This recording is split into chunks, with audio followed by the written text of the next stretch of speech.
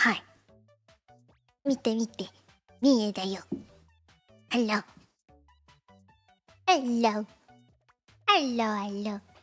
How are you doing today? Hello. Hello, hello. Wait, who's here today? I need to read names. Hi Trey, hi Simon, hi Alex. Thank you for the model. Hi Mick. I hope you enjoy liking. Hi Mikey. Hi Alexis. Yes, we are very close to 20k. Soon.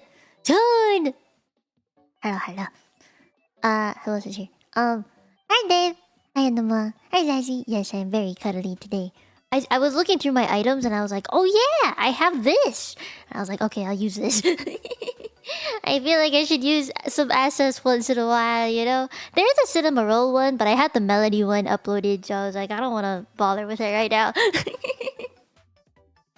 And Mikey, it has been a while since I brought Niep out. I figured since it was such like a cozy, comfy chatting stream that I could bring Niep out. Yeah, yeah. It is the little chibi goober. I don't really know what to talk about today, to be fair. I started this without really like like I didn't have a idea. I just did the thing. I started up stream and was like, "Yep, I should do the thing." So yeah, I'm pretty much winging it. I will though put in a Q&A thing. That cuz I didn't have anything to talk about, which is why I was just like, I'm gonna make a Q&A so people ask me things and that way I have something to talk about.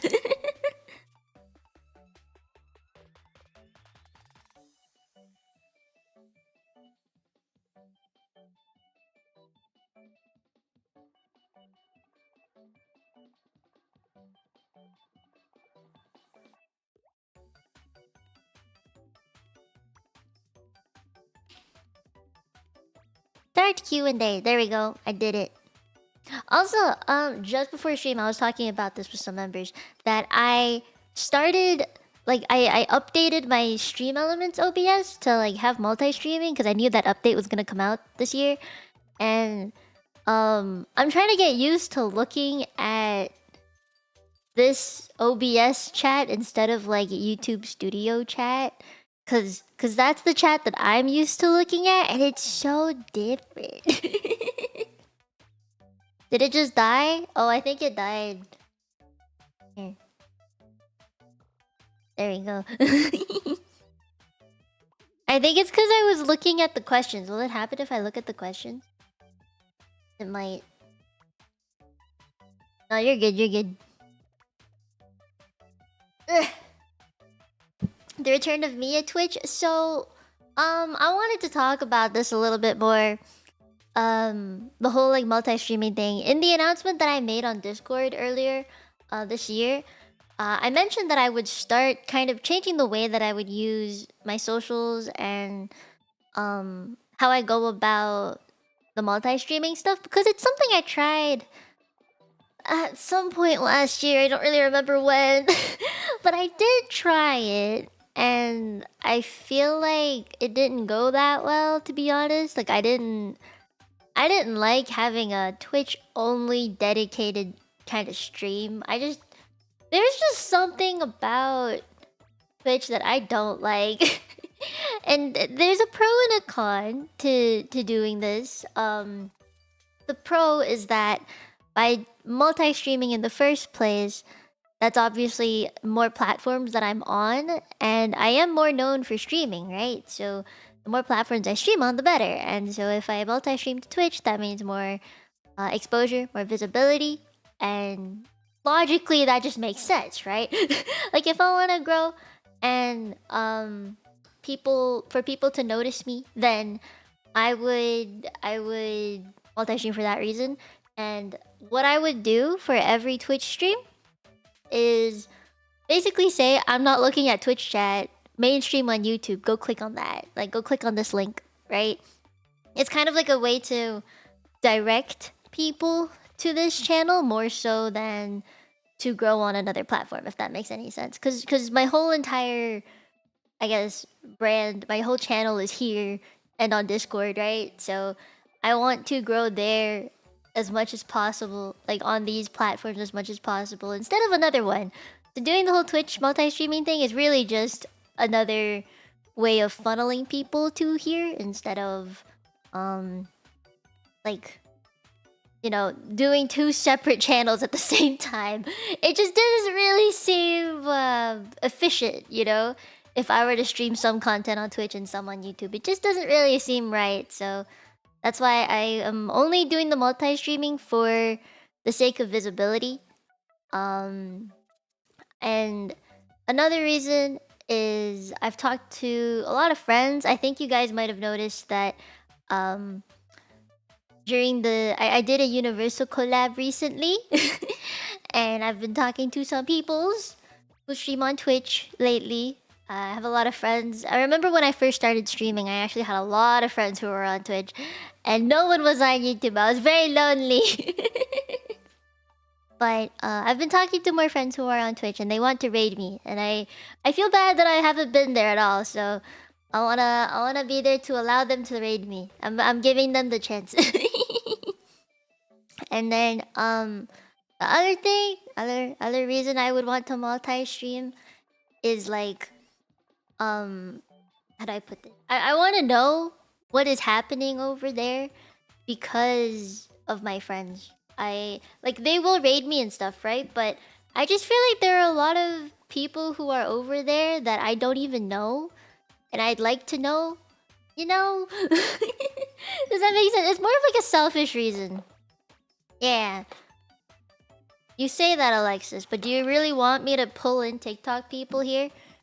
There's a reason I stopped sharing any videos and shorts that I made on TikTok. There's a reason I stopped updating my TikTok account.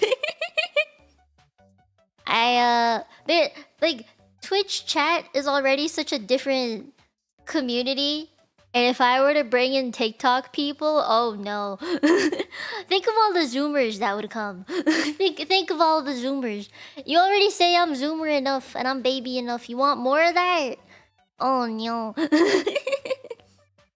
Oh yeah, TikTok could potentially be cut off in 2 weeks. You're right. There is the thing within 9 days and stuff. Yeah. yeah. That's true. I was looking at the news today. That was on there. Hi Lloyd. Hello. That cutie pie is cute today. Cutie pie is cuting today. You're a Zoomer. I'm a Zoomer. Am I though? No, I'm a X. Gen X, right? No, Z? Am I Gen Z? I'm not Gen X. A B C D E F G H I Q R S T V W X Y. Yeah, I'm Z. Do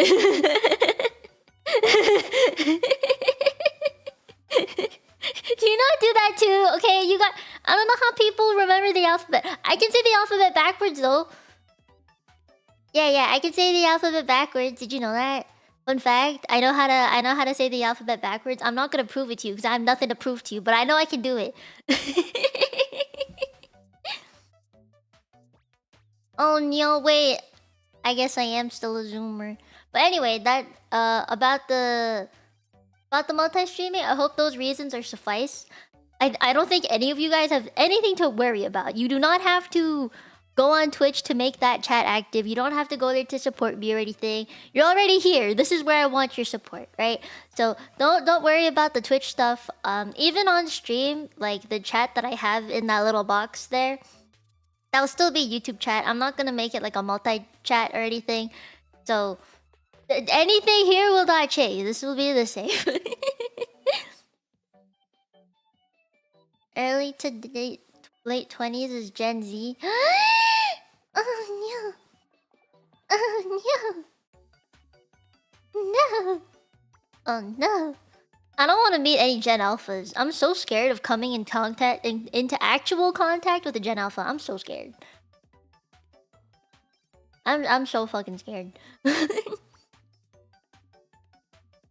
You have Twitch open on another tab? Dude, I can't have more than like 2 tabs open at a time. 3 at most if I'm really multitasking, you know?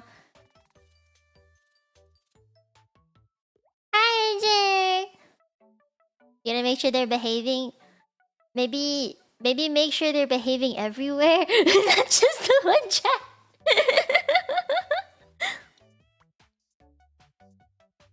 I will never watch streams on Twitch even though it's one channels I like on YouTube. Ah. Yeah, I don't watch on Twitch either. I don't watch any streams on Twitch either. The only time I'm ever on Twitch is if I ever get told by a friend, like, I'm doing this and this on Twitch today. You know, and I'd like your support. So then I'll come by, right? Like, I'm not there at all otherwise. Which is why, you know, like, the way that I will use my Twitch channel will be the same way that I use it for streaming. I'm not there. I don't watch streams there. I don't interact with people there unless a friend is around on Twitch streaming, then I will come and support. But otherwise, I will not. So if I'm streaming on Twitch, you can expect the same thing. I'm not gonna pay attention to it. The only time I will pay attention to it is if a friend raids into me, or if like someone in chat I know like is on the Twitch side, then I'll say hi. But I'm not gonna interact with it as much as possible because I'd like to focus on my YouTube chat more. Yeah, that's a personal thing. That's a personal choice. All right. I hope that clarifies things. I do have friends who have started to do like Twitter lives, and I'm like, that is a thing to do. Interesting. And I'm actually kind of curious if it works or not. I want to see what happens when they actually go live on Twitch, because I don't really know anybody that's live on Twitch. I mean, not Twitch, Twitter. Blah, blah, blah. X, Twitter. I can't call it X, no matter what. Wait, you're a Gen Alpha! Not every Gen Alpha is brain rotted to death. That is true, not every single one is. I'm glad some of my cousins aren't, but some of them are. Twitter spaces are cool. I've done a Twitter space before. I don't really think I'll do it again, honestly. If I do something like that, I would probably try and get onto EDM US, like the EDM thing. I would do that, or I would do like the Anilive stuff. I'd probably do something like that, yeah. Wait, the betas are here? Oh no. Alpha, beta, omegas, deltas. Oh, Niels, we're sounding like we're a part of a frat now. What happened to just A, B, C, D? Wait, so what was the... So there was boomers, right? And like millennials, or there's... What's the actual order? I don't actually know the order. Oh no, but you really don't want to call it anything but Twitter. This gen will be known as a beta. Hi, Sideways. Discord? I like Discord. I like my Discords. Boomers, X, Millennial, Alpha. So what came before Boomers? What came before that? Silent generation, greatest generation, baby boomers, Gen X, millennials, zoomers, alphas. So wait. A, D, Y, X, W? Baby boomers are Gen W? Is that what it is? Right? And then there's Gen V? Is Silent Gen V?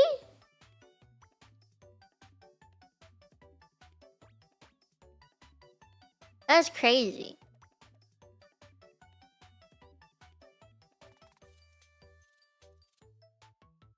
Oh. See, I know the boomers and the baby boom thing were connected. So there's Gen V, W, X, Y, Z, and A. I like being the Z. Do you say Z or Z? Oh, that's a toughie. Z or Z? I think I say Z. No one I know says Z. Z. You say Z? Z? Yeah, everyone was happy. And plus they needed manpower. So they had more babies to like do farm stuff. Only the British say Z. Actually, to be fair, a lot of Canadians also say Z. The hit or miss with those. Z is for the fancy people. All for the fancy people, you say. There was a point in time I said Z, but like everyone kept making fun of me, so I started saying Z. I didn't want to get made fun of anymore. Yeah, people in Canada say Z, but like it depends. It depends on which region of Canada you're from, or like the kind of people you hang out with. You don't speak the King's English in the USA.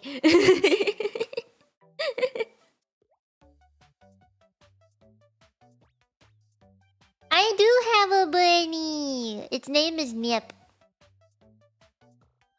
Gen Beta is the latest generation. Was it this year? Like 2025? Or is it 2024? Is it 2025? 2024? That's Beta. NYEPP 2. Two P's. 2025? Oh. Oh, it's so early in the year. That means they already exist. Oh. Oh. Oh no. They're so young. Oh wait, guys, I have news before I go to the Q&A stuff. I was waiting for more people to ask random questions. 2 days ago, one of my friends got engaged, and I was like, wait, no, hold up. Wait. It's that time. Oh no. I mean, obviously I said congratulations, right? Because, like, good for them. Good for them for getting engaged. They've been together for, like, as long as I've known this friend. Like, I met this friend of mine. Like, she's a uni friend. I met her in, like, 2020... No, even earlier. 2019. Yeah, I met her in 2019. She was already dating the guy that she's now engaged to. But, like, 2019 meant 19, 20, 21, 22, 23... They've been together for 7 ass years. 7 whole years. And then they got engaged 2 days ago. I don't know when their wedding's gonna be, but they told me like 2 days ago they got engaged. And I was like, you know, good for you. Good for them. And then I realized, wait, last year one of my friends got engaged, which means they're getting married this year in the summer-ish. Or like autumn time, I assume. And then I have a friend of a friend who got engaged, and I was invited to their wedding too as a mutual friend. So I have to go to 2 weddings this year. I'm thinking, oh no. Have I gotten to that point in life where everybody is getting engaged? I think I've gotten there. I think I'm getting there. But I'm young. I think I'm pretty young. I didn't think people were getting engaged yet. I thought most people would wait until like 3 years later or something to get engaged. But no. People getting married now.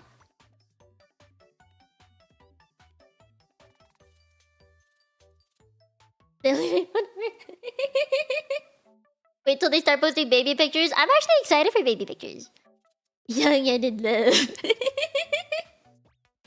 You're a little past the sideways? Mid-20s be like that, Mia? I barely started my mid-20s. I barely started it, man. This is still early 20. I'm pretty sure my friend's fiance, one of them anyway, their fiance is younger than them. So, like, they haven't even hit mid-20 yet.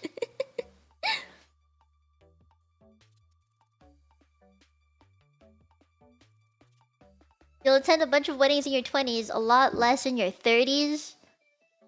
Should I be happy about that? I don't know if I should be happy about that. 30s are the new 20s. People are starting to get things together when they're in their 30s more than their 20s is what I'm noticing. Like moving out, having a house, you know. The economy is dying. Aww. Wait, Sassy, that kinda cute though. In the 30s would be baby showers and gender reveals. I think people still do that earlier though.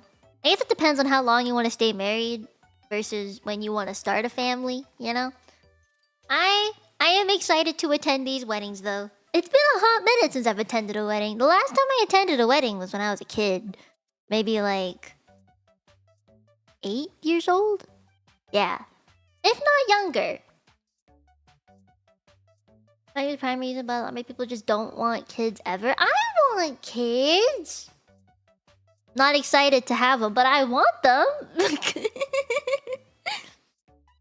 How long you want to stay married? Ain't no way that's a question. You put a time limit on your marriage? That's crazy, bro. Nah. I want, if I'm gonna get married, it's gonna be for life, man. Didn't I tell you guys this? My parents, oh gosh, not even my parents, my grandparents said this too. They were like, if you're ever going to introduce a guy to the family, make sure he is the one. And I was like, what do you mean by the one? He was like, and not like my uncle was just like, we don't want to screw up their name. Because apparently that has happened before in the family.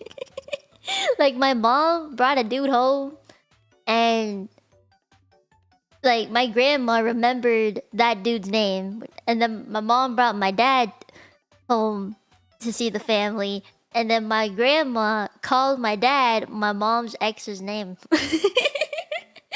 And because of that, my whole family was like, don't bring home a guy unless it's the one.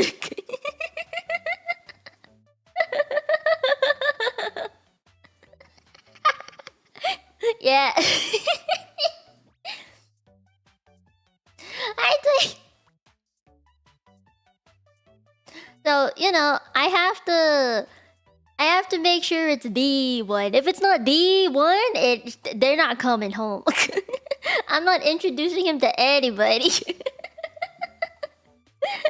That's just how my family is. They screwed up the name once and they're like, oh no, never again. Yeah, so basically I can only bring home the guy that I'm gonna have to marry one day. Yeah. But at the same time, my family's also like, when are you gonna get yourself a boyfriend? We wanna meet people. But like, they're pushing for two things that are very conflicting. Yes, just gotta find the guys with all the same names. What's a really common name? Richard? Ryan? Roy? Just find all the R names. John, Jack, James.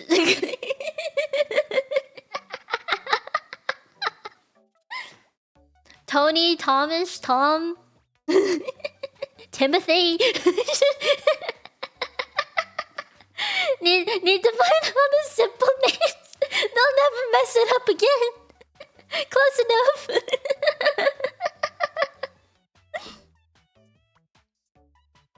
Yo, do people actually name their kids Bob nowadays?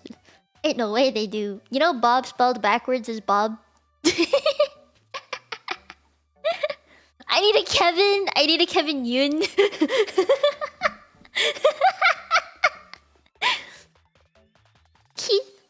Keith, Kevin, Kelvin. Then Kevin Yoon. Oh, hi, boys. What do you mean, no way? Grizzly, hi, Cody? Kevin is crazy. Oh, there's Daniels. I know there's a lot of Daniel Kims. Ever heard of a Daniel Kim? I feel like everybody knows a Daniel Kim. Doesn't everybody know a Daniel Kim nowadays? That's like the most common Korean name ever. There are like 3 Daniel Kims in my class.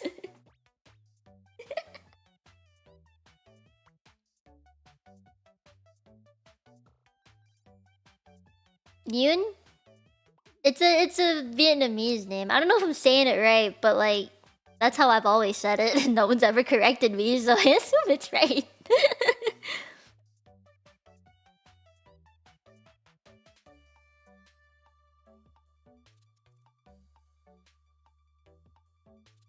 Justin? I think I have not a cousin, an uncle? Uncle named Justin?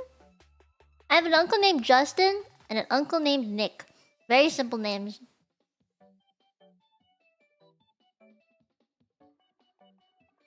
I thought the NGU part was supposed to be a little softer.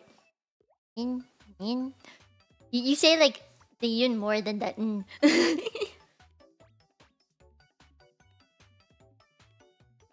thank you for becoming a Deji.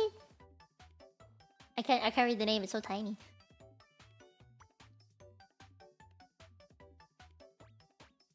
Wait, let me drink something. I realize I've been yapping with no...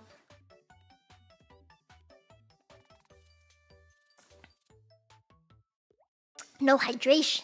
Ooh. Okay. Let me... been yapping too much. I guess I did have things to yap about. I was right. I came into this stream not having anything to yap about, and now I do. Pro yapper for real, for real. I didn't think about this. It just happened. Okay. Wait. Let me pull out the stream avatars. I realized I didn't have them up. How am I supposed to not? I need to have my stream avatars if I'm doing a yap session. You know what I mean? Okay, they're loading. Does take a second. You have to talk in the chat, otherwise your little dude won't pop up. I was gonna ask Kunny if she could tell me how to, or like if she could make some like customization thingies for the Tenchi, but I don't really know how that would work, considering, you know, how the Tenchis are. I don't know if it would work at any capacity, so yeah. Is William a common enough name? I do have an uncle named William too. And okay, here, you know what? The reason why I have so many uncles and aunts with these kind of names is like because my family has a lot of English influence, if that makes any sense. Just a lot of English influence, for lack of a better word. Both my grandparents, on my mom's side of the family anyway, they went to the UK. They studied in the UK. So, you know, they both have British accents when they speak. Like both my grandparents pretty British. And then my mom and uncles, or some uncles, were born in Europe as well. I don't know exactly where in the... Yeah, I don't know where in the British lands exactly they were born, but they were born in the British lands. And I'm pretty sure most of my grandparents' siblings also did something in Europe or somewhere. I know one of my uncles is fluent in Spanish. Because he lives in Mexico or something. Yeah.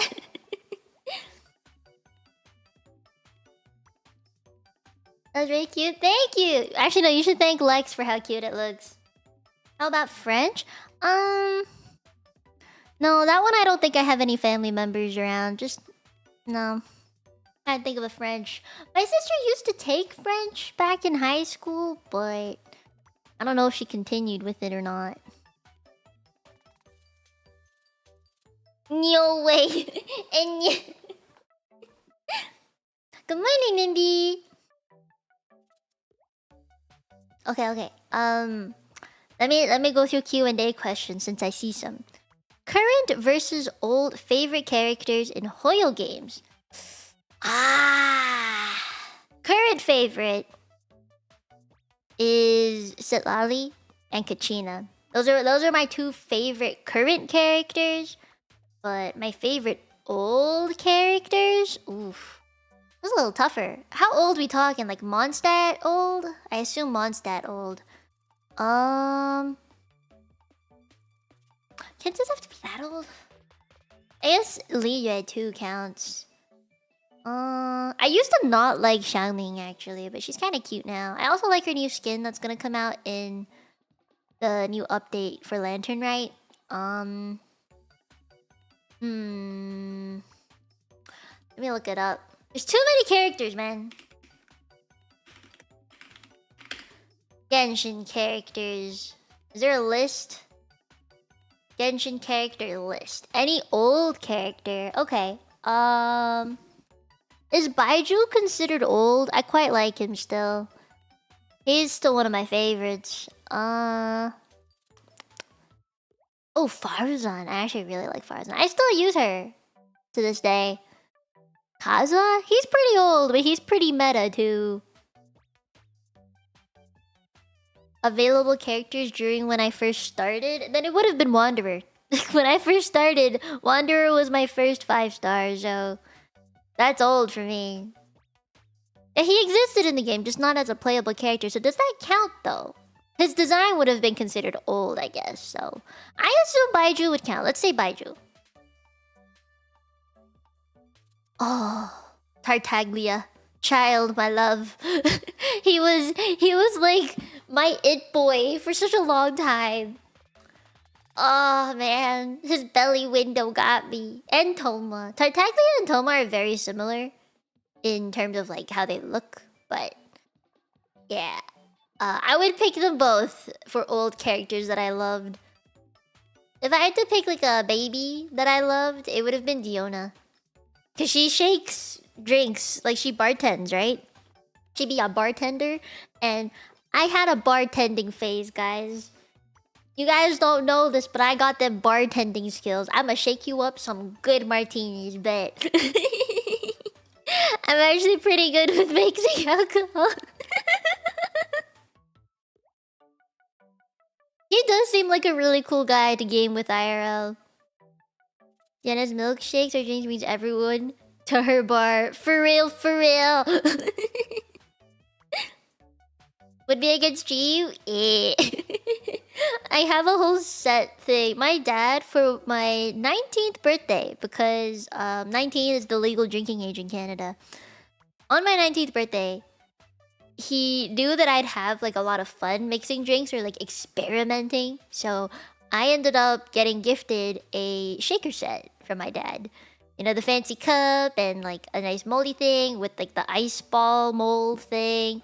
And it came with like little shot glasses and like a stirrer thingy and like a measurement thing. Yeah. it was a big set. I had my first taste of wine when I was 8 years old. Because my grandpa wanted me to know how to drink wine with steak. Like you have to pair it.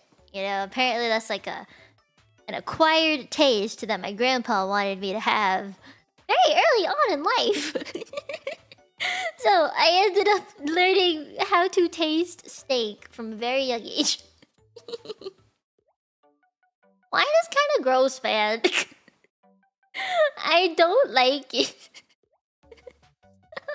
I acted like I liked it, but I don't really like it. If you want adulty grape juice, have some Ribena. That tastes actually good. Better get them started young. White wine? The only white wine that I actually like is Moscato. I like them grapey fruit flavor. Beer? Oh god, that tastes like shit. I had like a whole pint. Big glass of beer. And I did not like it. It was not nice. I drank it all. I just didn't like it. It's so like it's so sour. It kind of makes my mouth like, or it makes my face make the face that you make when you just eat like a sour M&M. Not M&M. Smartie? No. The Smartie? No. Skittle. Salty, not salty. Sour Skittles? That's the face I make when I have beer. Blue Moon? That's the fancy shit. No, not like fancy, but it looks fancy. It's like baby fancy. Your first step into fancy. You are a bitter drink enjoyer? I am not. I am a sweet taste enjoyer. Sounds like someone didn't give you the right first beer. It was... Man, I've had a lot of first beers at this point because my dad really likes beer. I've tried a lot of different kinds, like, and the most basic kinds too. The Asahi stuff, Heineken stuff. Tried all of that. It's just not it, man. It's not it. Cider, I like that. I like ciders. Somersby stuff, Smirnoff stuff, specifically watermelon, pretty good. I also like the green apple one. I think that one's a Somersby. Green apple Somersby is pretty good. And I think most of you guys know this, that my favorite drink is actually soju, the flavored kind. For soju specifically, I like green grape flavor. That one's a good one. It's not like... It doesn't taste like medicine.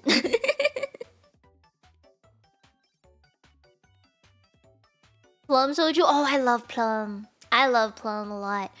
And if you have not tried this, I recommend this to anybody who likes sweet drinks or just something not too heavy. Jelly sake? Oh god, that shit hits so good. I would drink that any day, man. But yeah, jelly sake, it comes in a really small can that you're supposed to shake. And then you crack it open, you pour it. I pour it in a champagne glass, personally. But you can pour it in a regular cup too. There are a lot more legit sweet alcoholic drinks. I do think so, yes. I agree with that sentiment.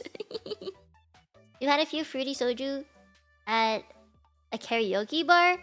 They're so expensive at karaoke bars. I buy like one bottle for like $6 and they sell it for like triple the price in an actual restaurant. It's crazy. Pinky's out. I have been trained. I have been trained to be a pinky sticking out kind of girl, and that'll never change. Hi, Derek. Okay, anyway, let me continue with them stories. Not stories, questions. I feel like I haven't read any. How are you feeling about the abundance of snow we are getting here in the north? Is it bad there because Midwest America is getting drowned in white stuff? You know, this it's kind of so wild to me that it's snowing so much here because, like, on the West Coast, there's fucking fires on the West Coast. Like, all the way over there is just fires. And then over here, it's like snow, snow, snow, snow, snow.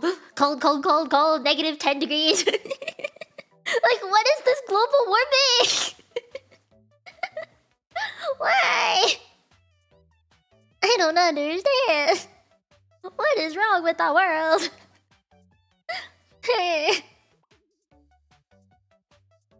It's cold and dry down here, but it's burning up. See, I don't know how that works.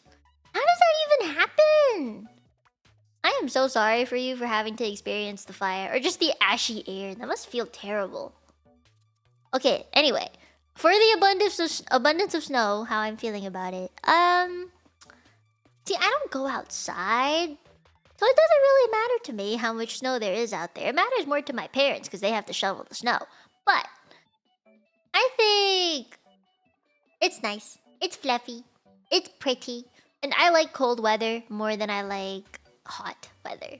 So I'm enjoying the snow. I like seeing it outside. And the one time that I did go outside, the last time I was outside was Saturday. And it was super nice. I had just taken a shower. It was feeling kind of hot. Stepped outside. Felt so refreshing. And I've taken 2 baths lately, so it's even nicer. Yeah. I've taken my salt baths for my skin. It's so nice. It feels nice when you step outside after a hot bath.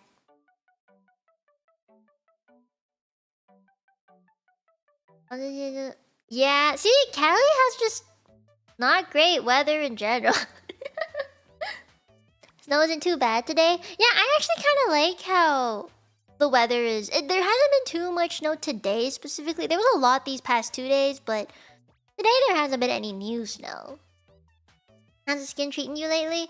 Well, these past 2 days of insane amount of snow and incredible cold has made it a little worse. Like, my skin's just cracking in more places because it's that dry. So that's why I took the salt baths. And the salt baths help, like, reduce the inflammation and keeps my skin not from breaking apart, you know? And it kills bacteria, which is really good. So it's been getting better these past 2 days. Yeah. It's been not so bad that I can't live normally, but it's bad enough that I'm quite conscious of it. Yeah. But yeah, I'm okay. Like, it's not freaking out. It's kind of at like a standard state at the moment. Like, I'm not 100% good, but I'm not hella bad either. Petroleum jelly help? I use Vaseline every night before I go to bed. And when I wake up, it's all dry because I soak it up really quick. My skin soaks up moisture super fast. So yeah, Vaseline helps if I use it overnight. But during the day, I just moisturize a bunch with normal lotions and creams. So that way it doesn't feel sticky and everything I touch doesn't turn shiny. I just don't want to get my keyboard all oily as well, right? So it helps to not have such an oily keyboard. But yeah, I'm okay. I'm doing pretty good. Yeah, even petroleum jelly gives up overnight, which kind of sucks. That's just how bad my skin gets dry, you know? Good luck on your exam. Bye-bye. Never have to lube. Hey, at least if I ever need lube, I'm with some kind of lubricant 24/7.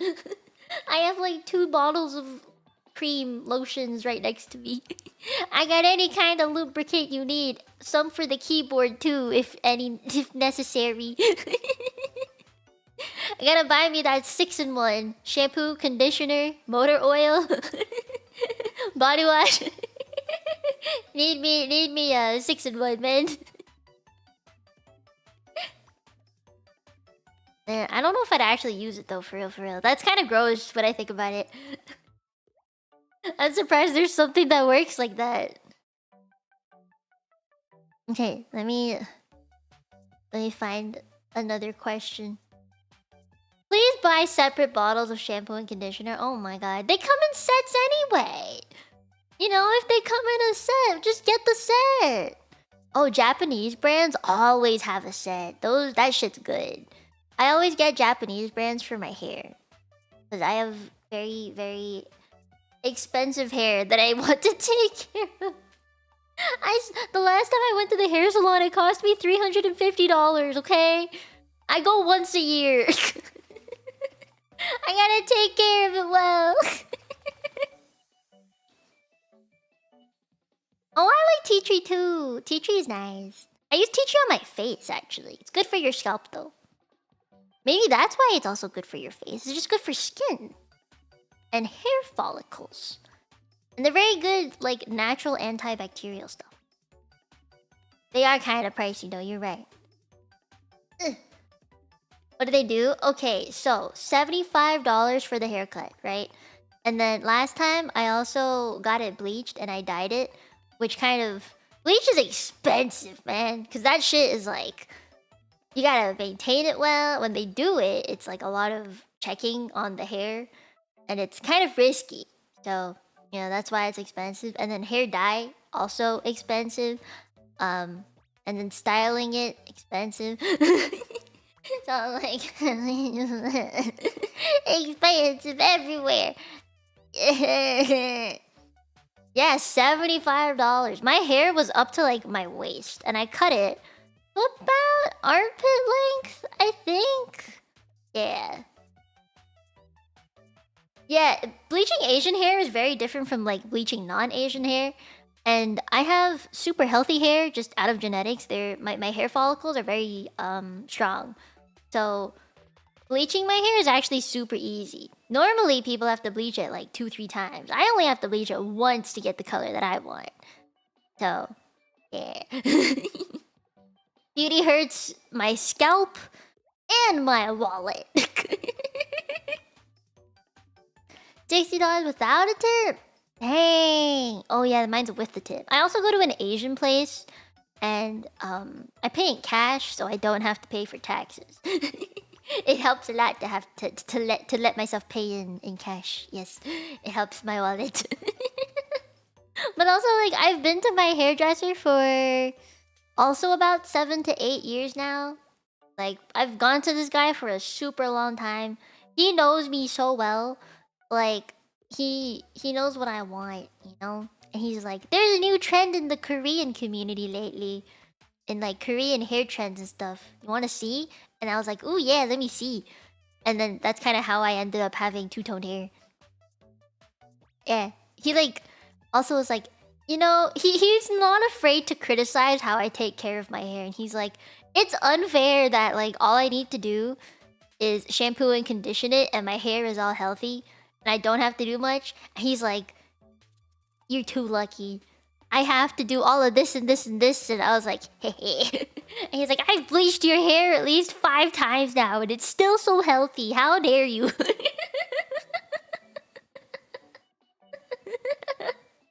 Yeah. But then there was one time I didn't see him for like a whole year, right? Like a little bit more than a year.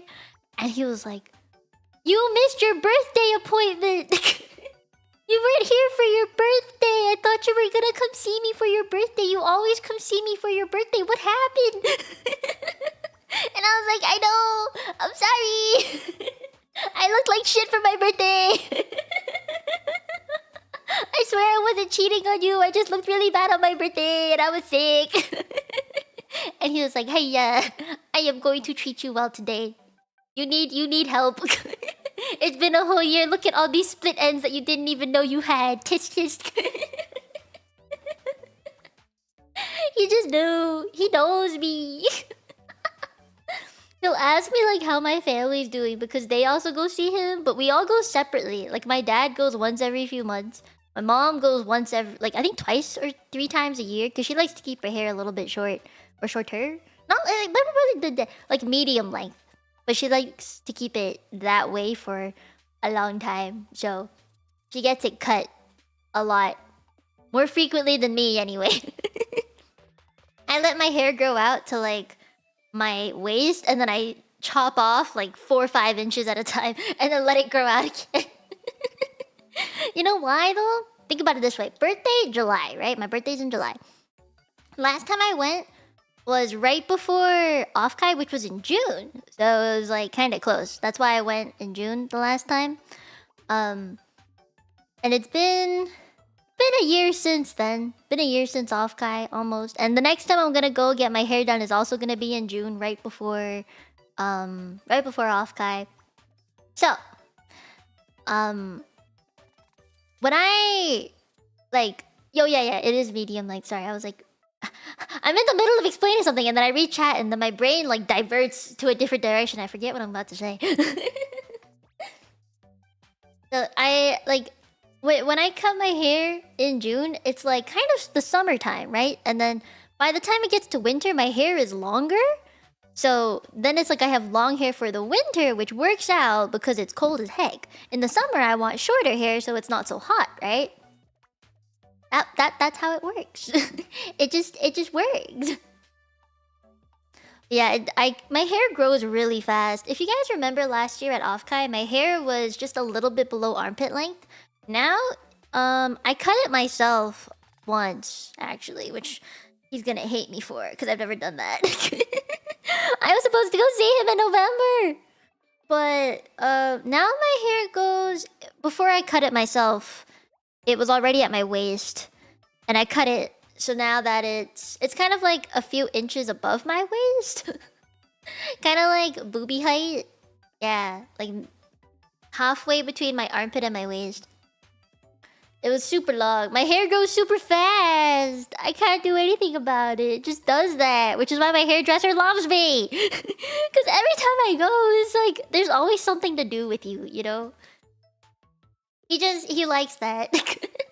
And I also give him a lot of like free reign with my hair. Sometimes I'll tell him like I want more layers or I like this kind of style or whatever. And he'll be like, okay, we'll do that. And then he'll like do his own thing and it just kind of works. Just works. I don't know. He knows me. He knows my hair. He's been doing my hair for 7 years. I'm a loyal customer. He is like a uncle at this point though. Like money, I saw when money. Thank you, man. Yarn fun since I know him. Yes, I do need to go buy red yarn specifically. And for any copiums or dominos who are here, just heads up. On Wednesday when I go buy my yarn, I will likely be in the Discord VC with the camera on, the webcam on my phone, and then you guys gotta tell me what colors you want because I'm not buying 3 different shades of red, man. Okay? I'm buying 1 red. And you all have to decide what kind of red you want that is at the store, okay? I'm buying 1 red. And I think I'll buy like... Well, one thin yarn for the red. Sassy asked for a red and black sweater bunny. I'm gonna have to find that kind of color somehow. Maroon color bunny. Oh, I have questions about that later, but that's a later thing. Okay. Let me see. There's more questions. How am I feeling? That's such a loaded question. How am I feeling? Like, how's life? What's up? I don't know. It's been good. It's been sad, but it's been good and sad. It's both?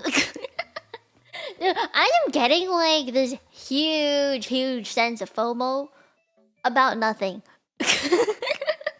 Like I I feel like I am missing out on something when there's nothing to miss out on. You know?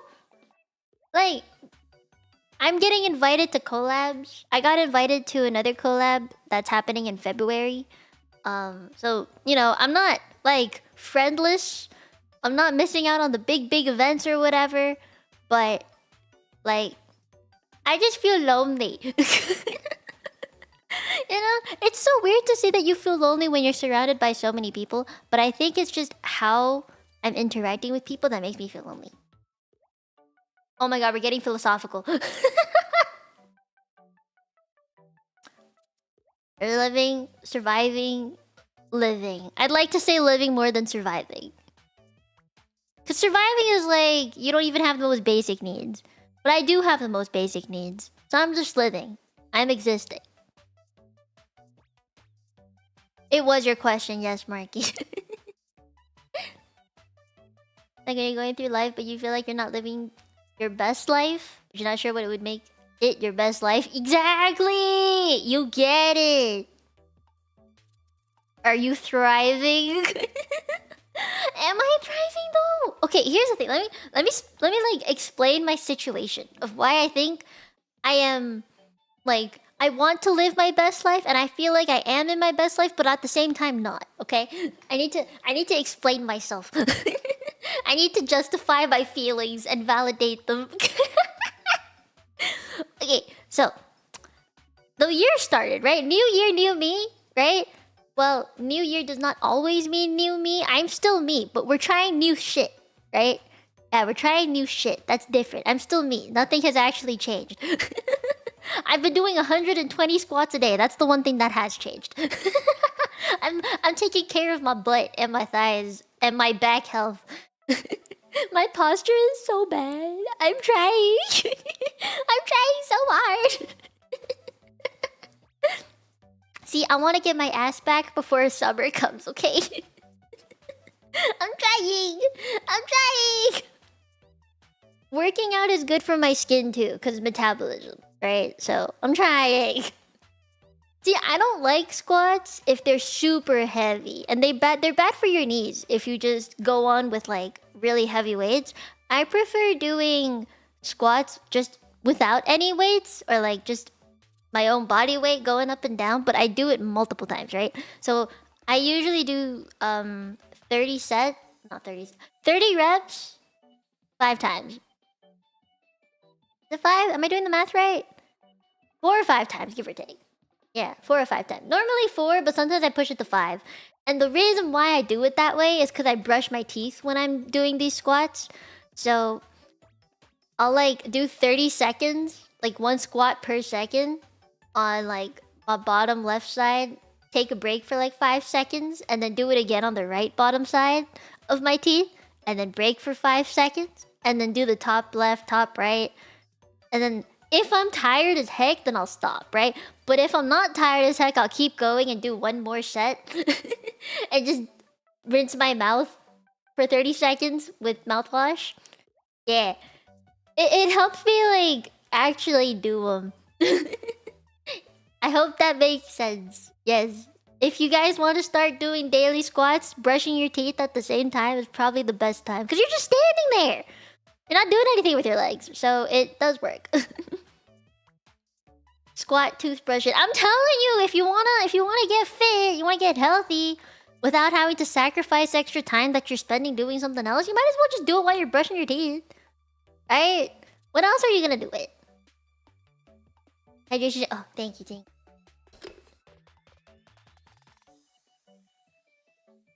I am in a yappy mood today. When I started stream, I was not feeling yappy. Now I'm feeling pretty yappy. I gotta get it out all at once, otherwise I'm gonna yap for the rest of the week. I was looking at my VODs this week and I was like, oh no, I yapped for like a whole hour before I actually streamed anything. Squat in the shower too? Oh, I like work out my abs in the shower.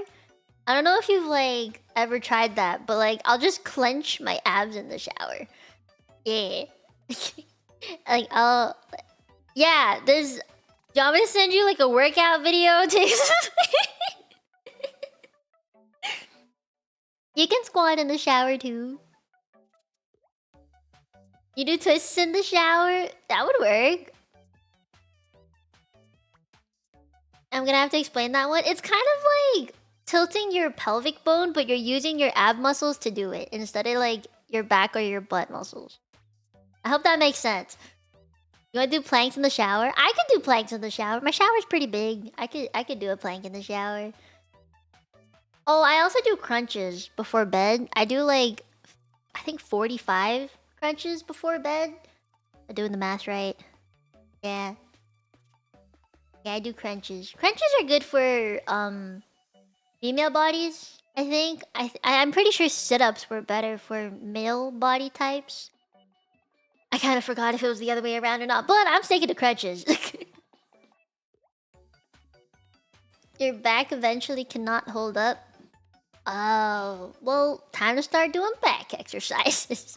I'm actually more of a fan of side planks than just normal planks. And I keep my feet together, not apart. I always keep my feet together. Yeah. I'm the kind of person that's gotta do that. And I don't go on my hands, I go on my elbows.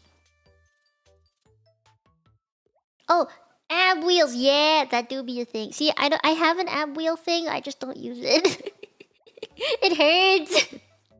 It's too painful. I don't. If I work out my tummy, I like doing static more than dynamic exercises.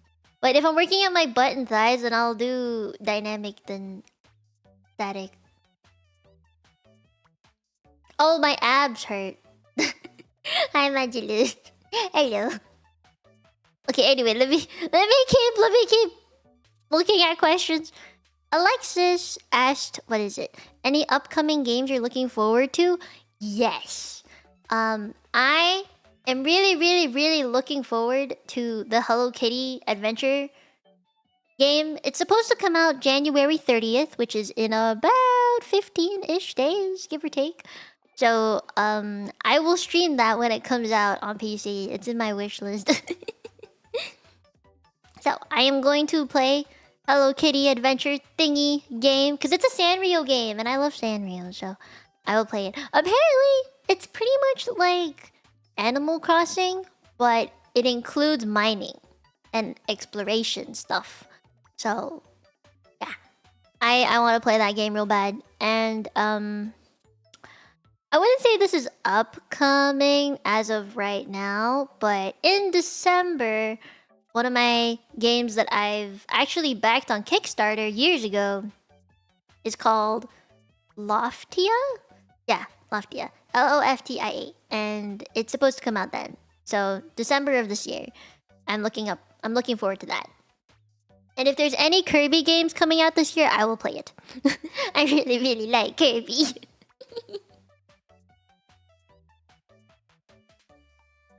I'm not JoJo! No JoJo.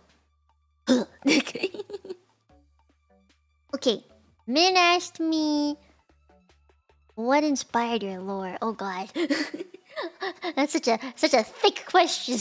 You want GTA 6? Well, instead you got some gacha games with GTA elements in them. I'm gonna try Ananta and I will try what's it called? Neverus NTE. I will try them both.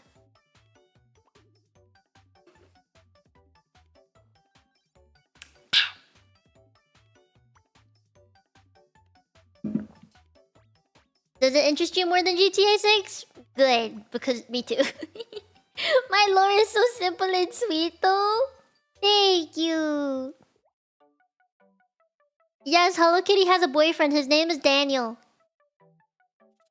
Hydration firstly.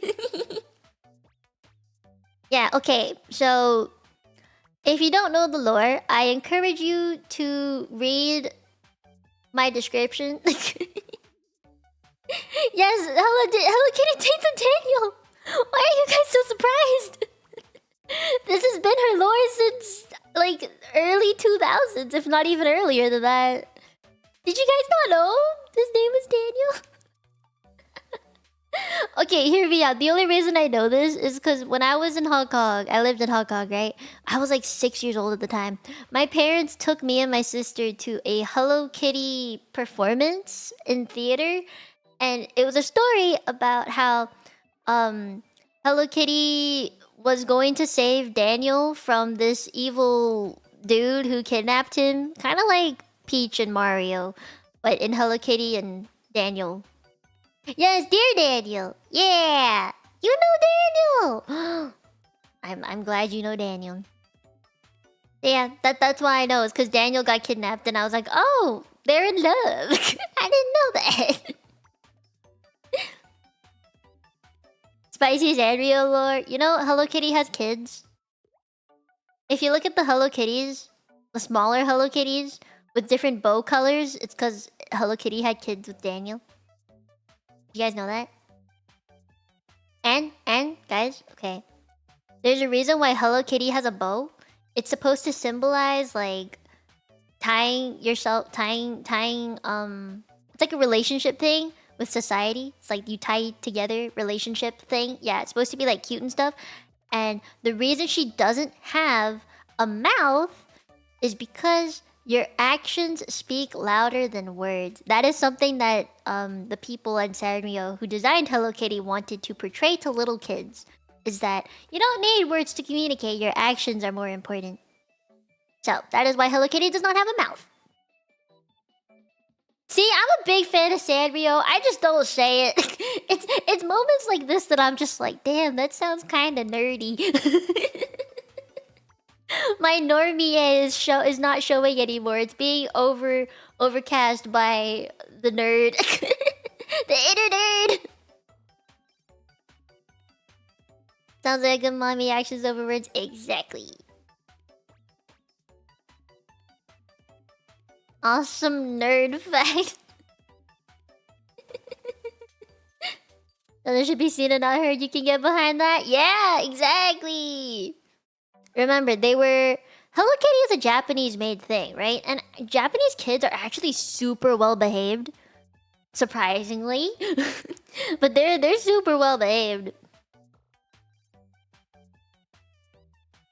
Anyway, fun fact about Hello Kitty. You're welcome. Now you know that she is taken by a dude named Daniel. You're welcome. What inspired my lore though? Okay. So when I had to, when I was in the process of doing a rebrand, it was like a very soft rebrand, I think. I don't think like this model is super different from OG model before I became Mino Mieko. There's some elements from my very first model that are still in my current one. So it's not like a super big difference. But what inspired it was when I saw the first draft of Mino Mieko model and I compared it to my very first model, I was like, oh, I see something's missing. Because I had known Tenzeru Mama. I commissioned Tenzeru Mama in the winter of 2021. And was like, I saw her art and was like, I really like this artist. I am going to commission her. And she's an NSFW artist. Let's put it out first. Put that out there first. NSFW artist. So Tenzeru Mama has a lot of booby work. Let's just put it at booby work in her media page on Twitter if you want to see. very cultured mama. Yes. So, Mom said goodnight and I wanted to yell back goodnight. Didn't want to yell in your ears. So yeah, Tenzeru Mama has very NSFW art, and I love her. Oh, the link is in my description. If you want it, wanna look.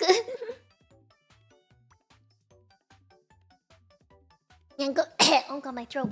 If you go to the very bottom of my description, you should see the link. Let me double check.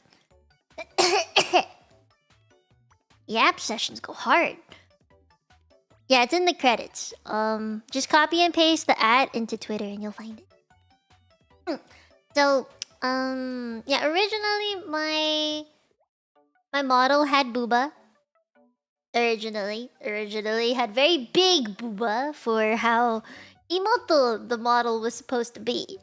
And Tenzin Mama had come into my stream a few times prior to me doing the kind of rebrand, and then I saw the model that she created, the sketch, and it had no booba, zero, nothing, flat as a board.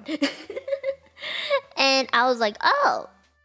And I did not know, realistically, I did not know how to explain in Japanese, can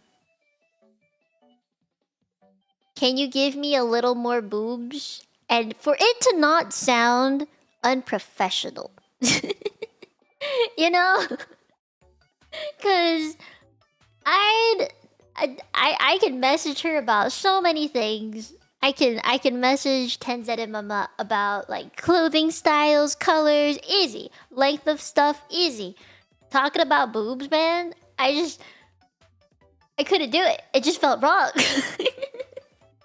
So then I was like, okay, we gotta find a way to make this work, right? Like I gotta think of a way to make this model work.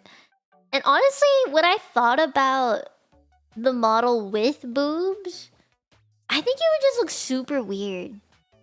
Like it would just look off. Like, I think my model looks great the way that it is. If it had boobas, I think it would take away too much because the attention was drawn more to like my hair, because there's a lot of different highlights in it, and like the eyes were really, really shiny. Like my face was like the main thing. You weren't supposed to be looking at anything else. So it would have made drawing it harder, but Tenzin Mama had drawn boobies before in a model, so I knew it was possible. I just didn't think it would work. Design-wise, I just think the whole model itself, character design, colors, everything would just look better without them. Like it just seemed more cohesive that way. So I had to think of like, why, in what world, in what universe would I not have booba? And so then I was like, oh yeah, I have a hammer. I'ma just use that as an excuse and make it some, like, what's the word? Corporeal being. So what inspired it really? I was sharing the sketch of my model to some of my friends in a Discord server. And I think it was Hifumi, or Hifuni, I call him Hifuni. He was like, what if what if like becoming immortal meant that you had to get rid of your boobies? And I was like, wait. That kind of worked though. It's simple and it's interesting. So he's the one who suggested it, and then I kind of like finessed the idea a little bit better with like more lore stuff, and it just worked. So now the lore is I traded my boobies for immortality from a hammer, and I am now angel in training, and hopefully the day that I become an actual angel, I'll get my boobies back. Yep. Yep. I aspire to become boobieful again. One day. One day. I aspire to be boobieful. And yeah. But the day I become boobieful is the day I am no longer an angel in training. I just become angel at that point. So that is why I'm still angel in training forevermore. And I keep training and training, but just nothing's working, man. Too unsay-so for the gods. Yeah. Angel training goes hard in members chats. The glorious return is so far. We take 2 steps forward in the training and then like 10 steps back, man.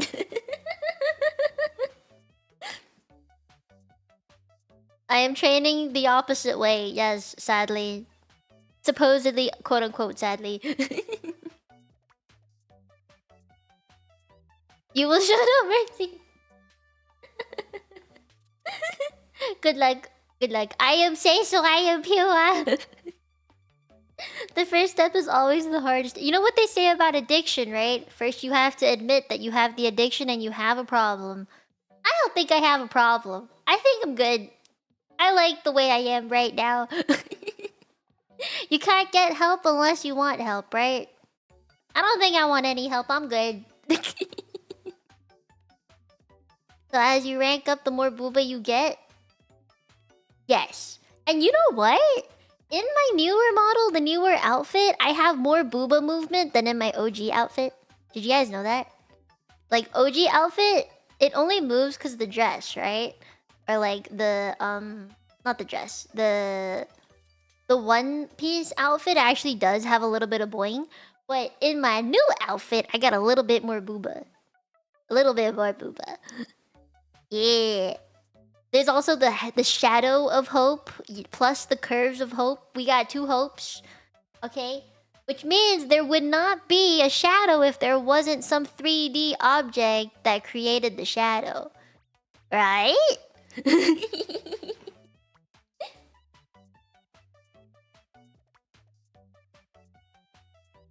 Biblical angel tears. You know, the Tenchi's name was supposed to be Cherub. Cherub? I just didn't know how to say it right, so I was like, man, I can't use this name. I would have used it, though. Tenchi is just so much easier to pronounce no matter what the language. Oh, it fills the hands, oh, it fills the heart. Load of copium right there. I know it is, but the thing is I couldn't pronounce it, so I gave up.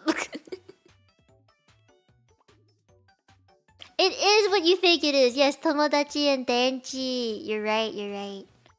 Yes, yes. That's why I chose Tenchi. The thing is, when I also looked up the word Tenchi, I had to pray that it didn't mean anything bad in Japanese. So it took a lot of research to make sure that like the writing for it was okay, or like the meanings behind it were okay. So yeah. It took a second. It took a while actually for me to settle on a name. Because I had to be able to like call you guys Tenchi in a very normal way. You know, I had to be able to say it naturally. And if I kind of struggled to pronounce it, then obviously it wouldn't work, right? So Tenchi was a good one. Okay, let me keep reading questions. Outfit ideas? Like, we talked about outfit ideas the other day. But if I were to have like a scuffed outfit, I would want it to be like, what's it called? Super, like, lazy. You know? Like, home slippers. One sock pulled up, the other one not really, maybe. Or like big ass t-shirt with some kind of weird thing on the front. Like, could be words, a phrase, or like a picture, a graphic t-shirt. Just big, big, oversized t-shirt. And then, I would... What else would I have? Sleep mask, because I actually wear a sleep mask when I sleep sometimes. Messy hair. You know, this just that kind of thing. I would want that. Yeah. Wait, I got raided. Hold up. Hello? Hello, raiders. Whomst is here. Hold on, I gotta refresh the thing. Give it a second. Wi-Fi slow. Wi-Fi slow. Give me a second. There you are. Hi, LB. I'm sorry it took a second. Hi, LB. How was your stream? I saw you just open VTube Studio. Thank you for the raid. Thank you. Thank you. Hello, puppy. Hello. Hi, LB. How you doing? Hello. How was your stream? We are yapping. Lots of yapping. And I'm answering some questions, too. So, if you have questions, feel free to send.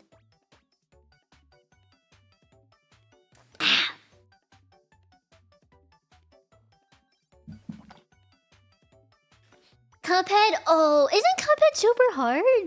I've never played it, but I've seen people play it. I can understand why it would give you lasting trauma. Oh, LB, I got songs for you to jam out to. Genshin, look up Blazing Heart. Very, very good. Very, very good. I recommend. Highly recommend. Oh, Sassy, thank you for the gifted memberships. I thought you were saving those for Fridays. Thank you. Thank you, thank you. LB, I don't know if you've ever heard of the band Against the Current, but I used to listen to them back in like the 2000 and what? Maybe like 2012 era. And I realize now that their main singer in the band is the singer of that song in Genshin, and I was just like, that's crazy. But yeah, I was spooked. The Friday thing's a secret? Okay.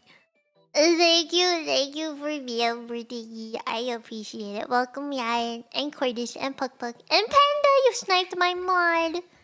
And Zanzus, and Kuro, and Hugo, and Brian, and Tim, and Keaton. Oh, you got Keaton! Nice. Well, thank you for memberships. Thank you. I think the last time I checked, we had 218 active members. I think. She sang the One League song. Yeah, she did a really good Beauty and the Beat cover. I actually really like it. And Counting Stars by One Republic. Gosh, she did such a good cover of that too. I loved her voice back then. Oh, and Red, the one by Taylor Swift. I didn't remember that song until I remember she did a cover of it. But yeah, I liked Red. Yeah, please join Discord. Discord very fun. But LB, I hope you had a nice stream. Go rest. It do be a weekday, isn't it? Go rest. Go. And drink water. Apparently, I keep forgetting to drink water. So, I must drink more water. I'm having pear water. Pear water tastes pretty good.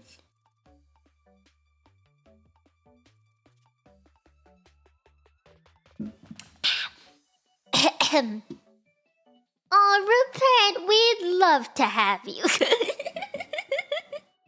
Not the spring water! You're drinking fish pee! You're drinking fish pee? Voluntarily? That's crazy, man. I hope you enjoy your fish pee.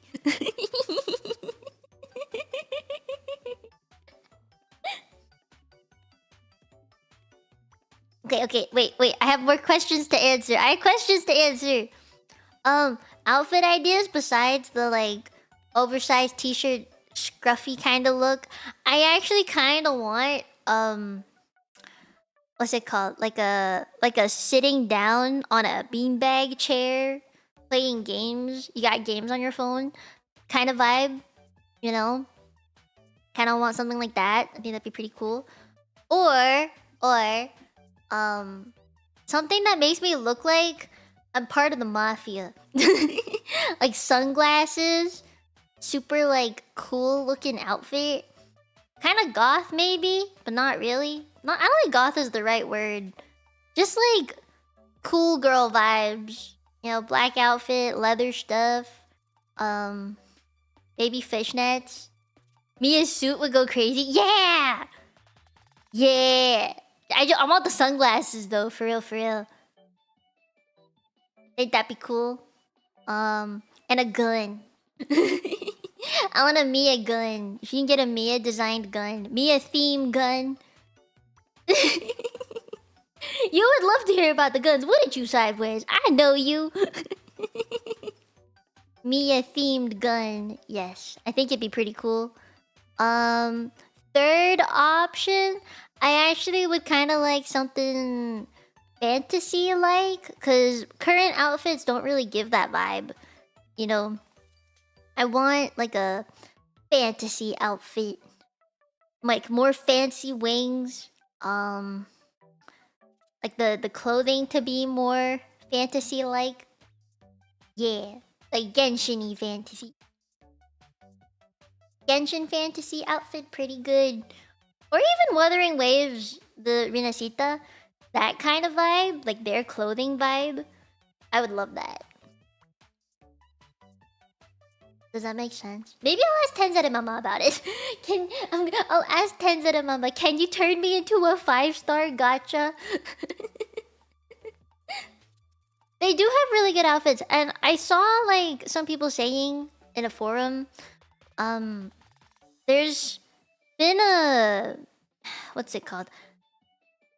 It's like Wuwa with their Rinasita characters are proving that people will simp for characters that aren't always about showing skin. Like you can have modest designs, modest clothing, and still get simped for a ton. You know, like Phoebe or like Danny. You know, like they're covered up, but like damn, people simping. Right? Like you don't need to be showing a shit ton of skin or side boobies to get people to pay for the characters. So I was actually kind of happy about that. Okay, that's enough for my outfit ideas. Let's see. January's about to die. How will you be in February or Chinese New Year? That's Yayan's question. February for Chinese New Year, huh? Well, Chinese New Year starts on the 29th of this month, so I'm not ready. Sometimes what you don't show really rouse people up. Yes! You're right. Oh, hi, Novi. Can I call you Novi? Oh, that's so hard. I'm standing in the middle of a field. What do you mean I'm calling you out? I'm not calling you out. Not intentionally. I don't mean it. Confidence in physics? I think it's personality. What year it's gonna be? Snake. It's year of the snake. Novi's fine? Okay, nice. Welcome, welcome. Why are you here seeing me in my chibi form? Man, why you can't come when I'm in my big form? See me as the strong, independent woman. I'm just a buddy. Now I'm just a buddy, man. But yes, it do be the year of the snake. Lantern Ride events? Oh, I'm ready. I'm so ready for my Lanyan. I want Lanyan. Lanyan? I say Lanyan because that's how you would say it in Chinese, but I feel like people are saying Lanyan, and I'm like, what kind of language is this?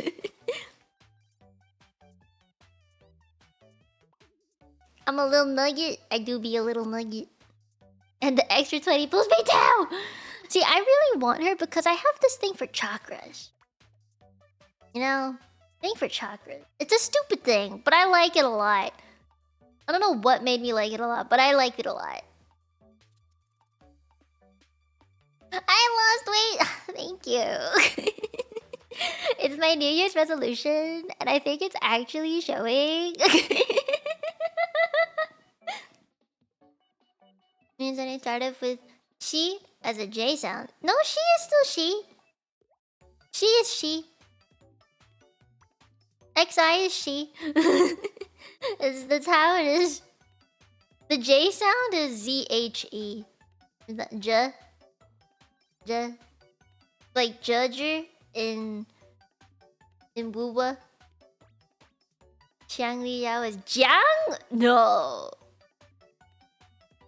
Why are people saying it with a J? You know, when people say Xiao in Genshin and they say Jiao instead, God, that hurts me. It hurts my soul. It's a Xiao. It's XI Xiao. It can't be that hard. Or when people say Zhongli is Zhong Li. Oh God, that hurts. That hurts, man. Zhong. Huh? You know, the reason why that also like fucks with my brain is Zhongli is one word, right? If you say Zhongli, that's like an A. That's a completely different word in Chinese. So it's like you're not even saying his name anymore. That's why it takes me off. The CEO of Gia. Don't read it as Jessie. Wait. Let me. I must continue. Okay, so yeah, Chinese New Year. Cute idea, which I've already kind of talked about. But for Chinese New Year in February, I want to do a stream where I do Chinese calligraphy. I have not done Chinese calligraphy in years. So it's gonna be real shit. I'm gonna write real shit. But I'd like to try. I'm just gonna go on Amazon and buy like a Chinese New Year calligraphy set or something and pray that it's fine.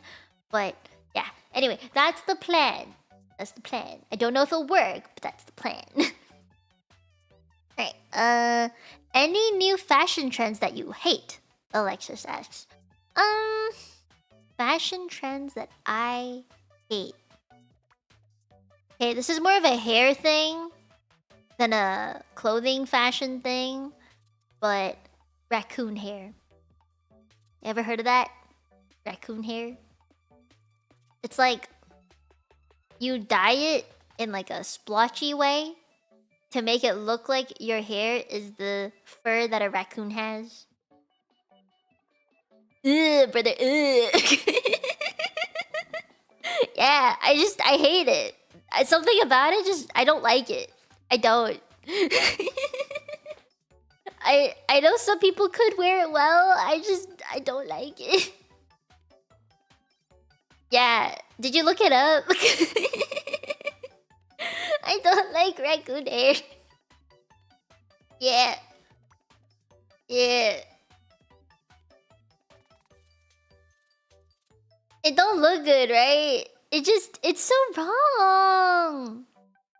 It's so weird. Yeah, I'm not a fan. I'm not a fan. You know, I'm glad you looked it up. Then you can actually... Then you actually know what I'm talking about. I don't like raccoon hair. I think it's weird. Like, it's not it, man. It's so weird.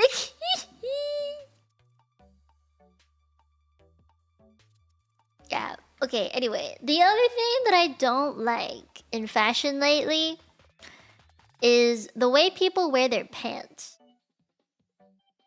Like, is it called bootleg pants? Bootleg leggings, where it's like, it flares at the bottom, but it's like super tight on your thighs. I don't like that. I just don't like it. I think it looks funny. If you're gonna wear loose pants, then wear loose pants. Don't just pick half of your pants to be loose. You know? Like, why tight on the thighs and loose on the legs? Just like the calf. Just have it loose. Just have it loose everywhere. Like, or if you're gonna wear tight, just wear skinny jeans. Pick one or the other, man. You know, those cuts were always a thing? They were a thing in the 60s when discos were popular. But then it came back again and I was like, no. Please don't. You hate ripped jeans, more holes equals more money. I think they're kind of dumb. I used to wear ripped jeans, but only because I genuinely fell when I was skateboarding and ripped my jeans from the fall on my knee, which eventually kept expanding to my thigh. So that was like a genuine rip, and I just didn't want to throw the pants away. So, you know, ripped jeans intentionally, or not so intentionally. And there's this other fashion trend, which has it's been going on a while, but it's like using a bandana as a top. Like you wear a bandeau, which is like a bra, like a strapless bra. And then you tie a bandana around your chest as like a triangle. It creates like a little triangle on the front of your chest. Yeah, I don't like that. It's like, that's not even a shirt. Yeah. It's like, what does that even cover? It's like wearing a bra. It's just basically a bra with a triangle at the bottom. It's like a long bra. I don't know, man. Just look up bandana tops. It's super weird to me. I don't like it. It's just, to me, as someone who doesn't like showing that much skin, to me it's a lot. A lot. I would only wear something that's like a tank top or like the spaghetti strap kind of thing if I felt like the rest of me was covered properly. You know, like I want to be covered properly in public. If it shows a little bit of cleavage, fine, but like I don't want it to be so little to the point where it's just like I'm wearing a bra. No. And if I wore something like that, I would at least have like a jacket on top. That's just my personal taste in clothing is all. I hope that answers your questions. Oh, but for guys, super baggy pants. More baggy than just baggy pants, but like long to the point that you're stepping on your pants. Like that's just stupid. You're like getting your pants dirty. Okay, let me. Or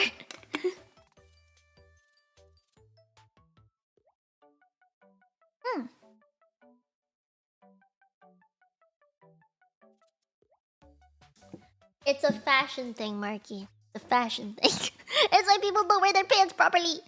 Okay. Sideways has a question. When you end up finding a partner, would you be disappointed if they didn't meet all your expectations, or could you overlook some things because you like other parts of them? I gotta think about this one. Okay, let me. I need the first bit first. Would you be disappointed if they didn't meet all your expectations? Yes. I think I'd be a little bit disappointed. But I would overlook that in the end. You know, I would. And I think when you love a person, even if there are things about them that you didn't like, you would end up learning to love. So, like, if one of my expectations, for example, was I don't like the fact that they are an impulsive spender, because that's kind of scary, right? Impulsive buying. If I didn't like the fact that they were impulsive at buying things, I think I would talk to them about it, be like, please don't be so impulsive. I am scared for you. And I think they would take that into account and eventually not do it so much. But also, like, sometimes the impulsive buys might be a good thing, you know? Maybe it's like moments of happiness that I also get to benefit from. So, in the end, I think I wouldn't overlook it entirely, but like meeting me or me in their life might change them a little bit. Yeah. But like, I mean, the same would go for me though, right? Because if let's say I meet someone and they expect me to like show them off on stream or something because I'm supposed to be proud of being their partner, right? But I didn't want to do that. Like, I don't want them to be near the streaming and stuff. I don't think they would break up with me because of that, right? You know, I think they would understand why I may not want to. Like, I wouldn't want to boast about them on stream or anything. Or like, we would talk it out, you know? So it's not like an overlooking thing. I don't think I would ever overlook anything. But I would like to communicate about it. If there's something that, like, I was disappointed by, like, you promised you would come home with the milk, but instead, you bought cookies. I'm gonna be disappointed I got no milk with my cookies now. I wouldn't be, like, angry, right? I would just be like, I'm disappointed in you. Go and get me my milk. You know? I think we would just talk it out. I don't think I'm the kind of person that could really overlook anything, because the second you overlook something, or like you pretend you don't notice it, it'll continue to grow right under your nose and then it'll explode in your face. And I would hate that. So, you know, I don't think it's something I would ever overlook. Even if if it disappointed me, I wouldn't overlook it. I would like to talk about it. Does that make sense? Exactly. It's a compromise. Yeah, it's a compromise. I can fix them to both parties. Exactly. Because like in the end, I'm sure that Like, even if I was disappointed by something, if they didn't meet my expectations or something, then, like, for them, the same is likely to be said about me, right? I cannot meet everybody's expectations. I can't make everybody happy. And I'm sure there's some things about me that some people would, like, eventually be, like, annoyed about. Like, I'm pretty sure there's gotta be something. You know, there's gotta be at least something someone doesn't like about me. But in the end, they would like maybe it's my habits, my sleep habits, my loudness, my spending habits, or lack of spending habits. You know, there's gotta be something. And in the end, I think it just takes a chat of some sort, a discussion of sorts. And then you would come to an understanding and then grow to like them even more. Because then we got through this tough time. We got through a tough conversation and came out good. So, you know, I think it's not overlooking. It's an understanding that I would like. Coming to understandings and resolving conflict would make me love them more. Yeah. Man, this is all philosophical, but this is like my ideal relationship that I'm basically spooning right now. Because, like, until this very day, I have never met someone that, like, meets every single expectation of mine, right? I want them to be hot. I want them to be healthy. No drinking, no smoking. Because I don't want to kiss people with tar on their lips, you know what I mean? Kind of gross. So, you know, has a job, has car, doesn't live with their family, or even if they lived with their family, they're still financially independent. You know, it's hard to find someone like that nowadays. And especially in my age range and this economy, man, it's difficult. So, you know, if I ever met someone, I'm sure I'd be disappointed by one of the things that I expect, right? But I mean, I don't think just because I'm disappointed by one thing doesn't mean that I wouldn't come to love them for other things. Or like, you know, I can negotiate my terms and conditions.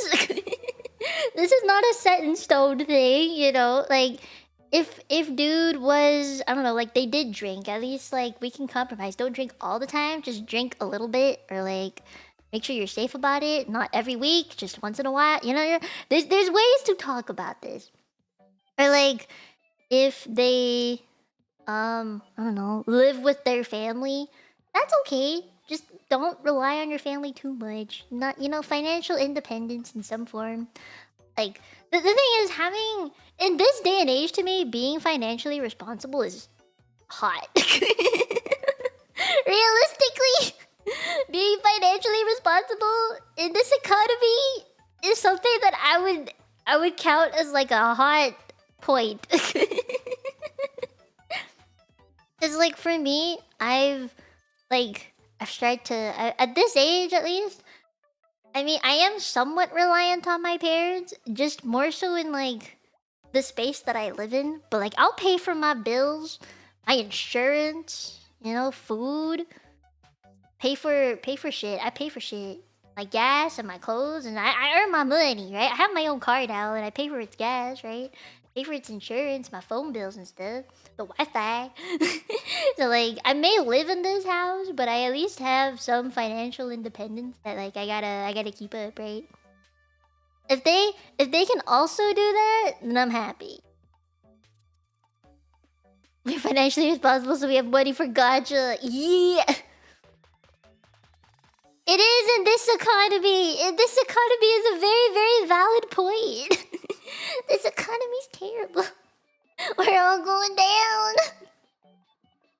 It's never ending. It's painful.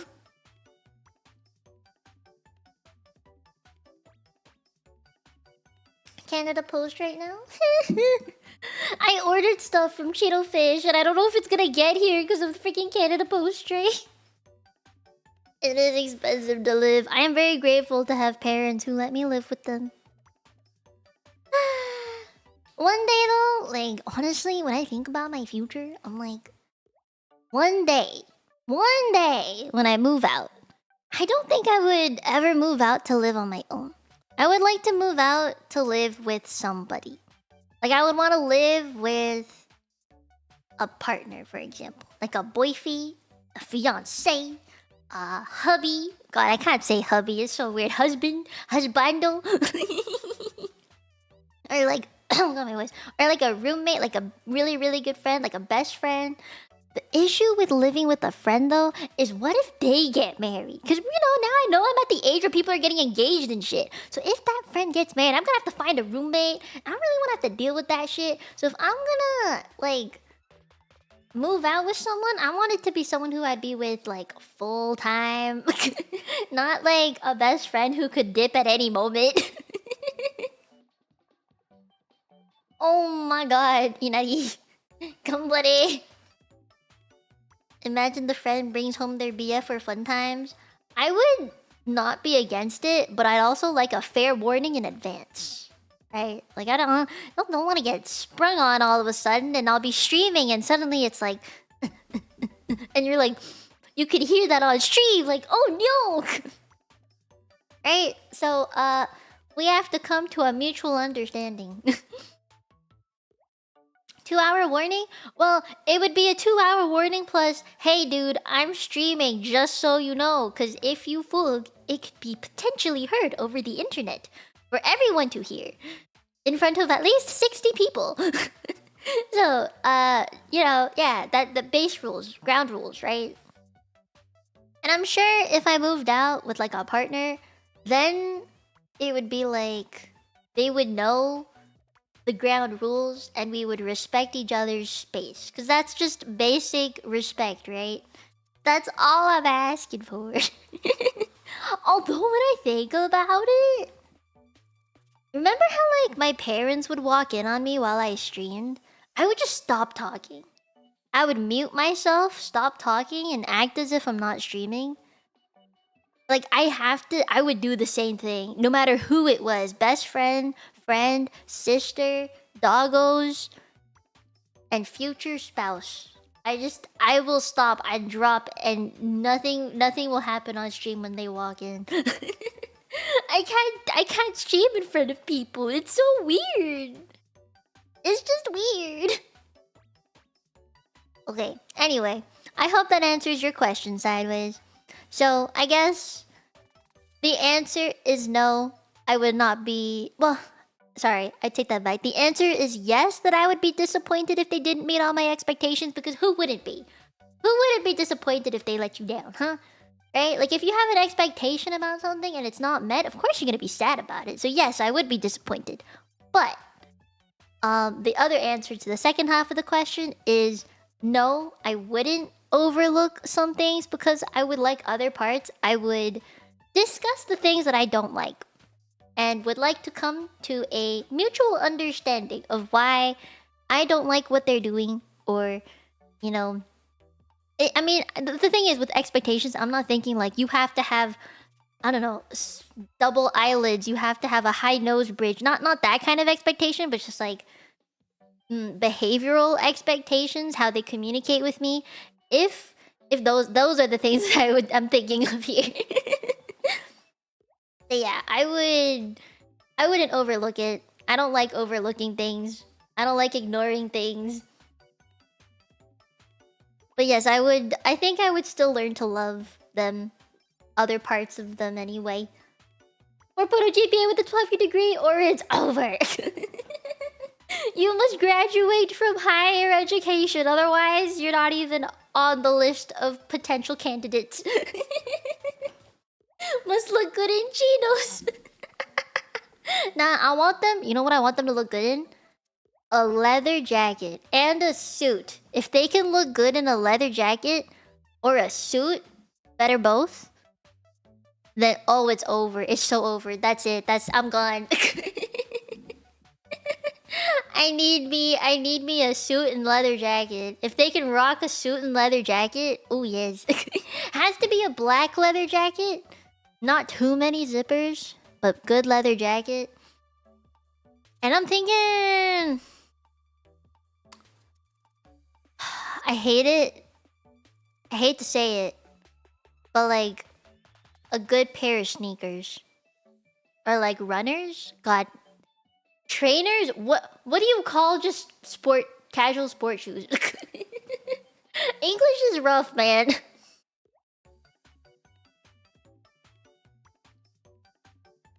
Just a little bit of How much pockets does the leather jacket have? Maximum 4. Max, man. Yeezys! Got them Air Jordans. My cousin is so into Air Jordans, he just has them out on display in his room. And I'm like, you're never gonna wear them, are you? And he's like, nope. Gonna save them and sell them in the future. They do be an investment. I actually don't have any Air Jordans, but I'm super into Crocs right now.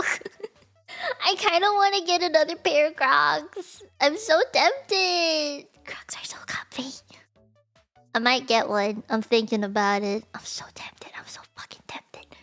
But I don't think I should. I'm trying to save money. You know, I'm trying to save money.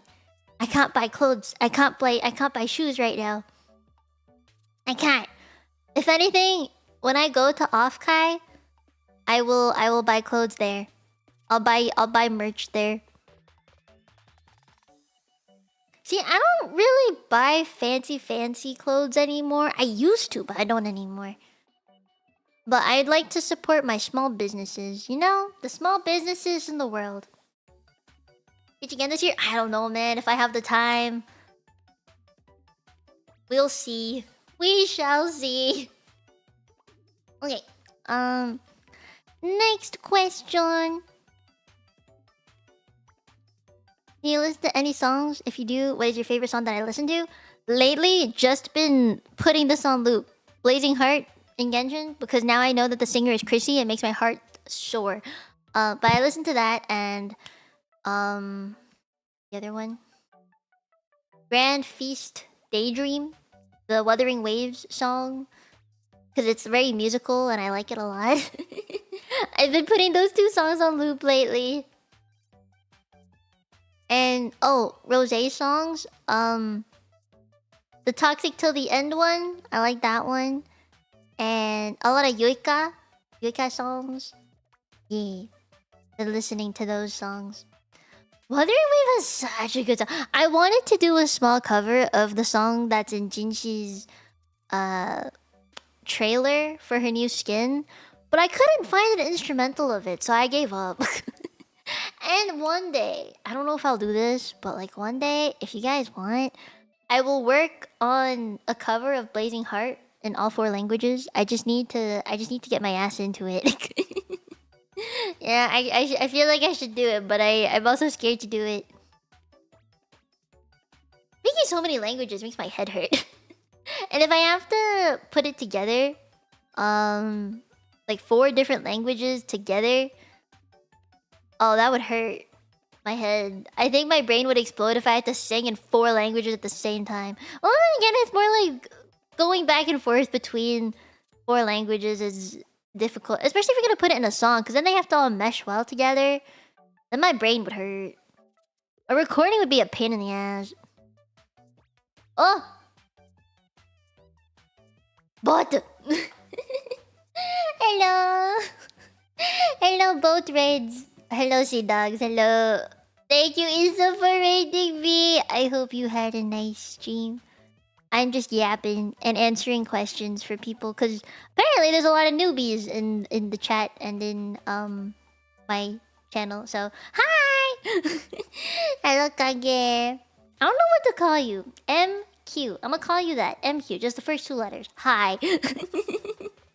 Hi, Frog. Hi, Frozen Frog. Hello. How you doing? How you doing? Mite Mite. Mie da yo. I am the immortal human, angel in training, polyglot that speaks 5 languages. Mino Mieko. You can call me Mie.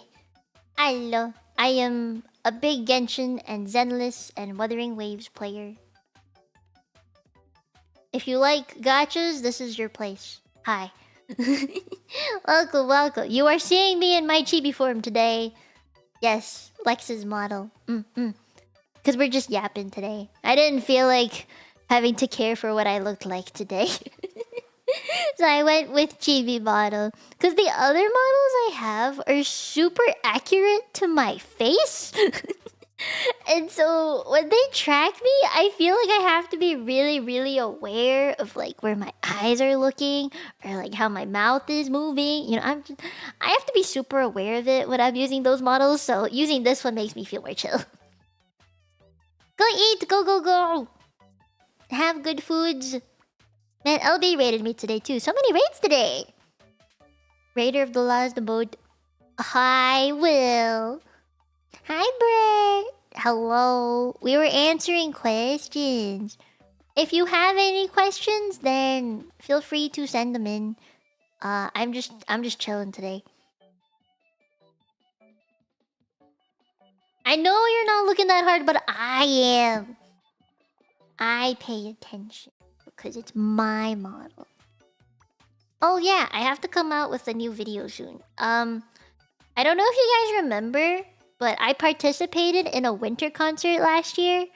The one by I was in two actually, but I will post a video of the segment that I was in for Aura's concert, Winter Aura concert. Yeah. That'll be going up on my channel soon. I just haven't posted it yet because I need to make a thumbnail. So yeah, you will get to listen to Aitai Lonely Christmas, I think is what the song is called. Aitai Noni, Aitai Noni. Yeah, it's a really cute song. And I actually tried recording a song today, and I reached out to a mixer to see if they were open for commissions, because I am finally working on the donathon goal of the Anata no Soba ni cover. And so this Thursday, I will be doing an art stream to create the cover art for that cover. Yes, yes. So, I got shit to do this week. Got work to do this week. Lots of singing. Which is probably a good reason why I'm yapping so much now instead of later. Okay. I got more questions. Ooh, wait, Inari, that's such a deep question. Oh my god. Some say seeking enrichment outside of work is necessary, since most jobs do not spark joy. Thank you, Maria Kondo. As a streamer, how does this dynamic work? Do you have hobbies that break up the stream life? Yes, I do. I think life would be very, very sad if I did not have some kind of hobby to break up the streamer life. How do I put this? So, I do believe it's true that most jobs do not spark joy. That is how I felt for a very long time. So before I became a VTuber, I was still a student. I was working as a researcher. Anyway, I was doing research, and I don't want to go too deep into detail, but it was research. Let's just say it was research, and it was research on health. Health research, yes. I did not enjoy it. Oh, some parts were good. I wouldn't have done it if I didn't want to, but it did not spark joy. Let's put it that way. Yes, it did not spark joy. And I was also a student, so I turned to VTubing as the hobby to get me out of the, out of the sad mode of working. But then eventually, as most of you now know, streaming ended up becoming my job. My hobby became my job.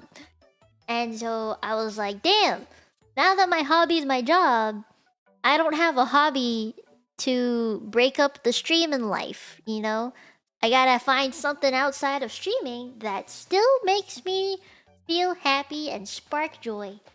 And it kind of evolved over time. Initially, I played games on stream as my way of relaxing outside of work. But then playing games became my work, right? So I couldn't play games outside of work anymore. It just didn't feel fun. And I ended up watching more anime, just spending time watching stuff on TV, Netflix, Crunchyroll, whatever I could watch. And I also played a bunch of instruments, right? So I would play music, I played the piano, play the guitar. But then I also started streaming those things, and I was like, wait, no, every hobby of mine has become part of the work. And so I started getting into like smaller hobbies here and there. I went into keyboards for a while. Then I built a keyboard on stream. And then what I do? I got into crocheting recently, which I know I streamed like once or twice, but that was like just because I was on a crutch to create presents for people. But the crocheting has been really fun outside of stream, really.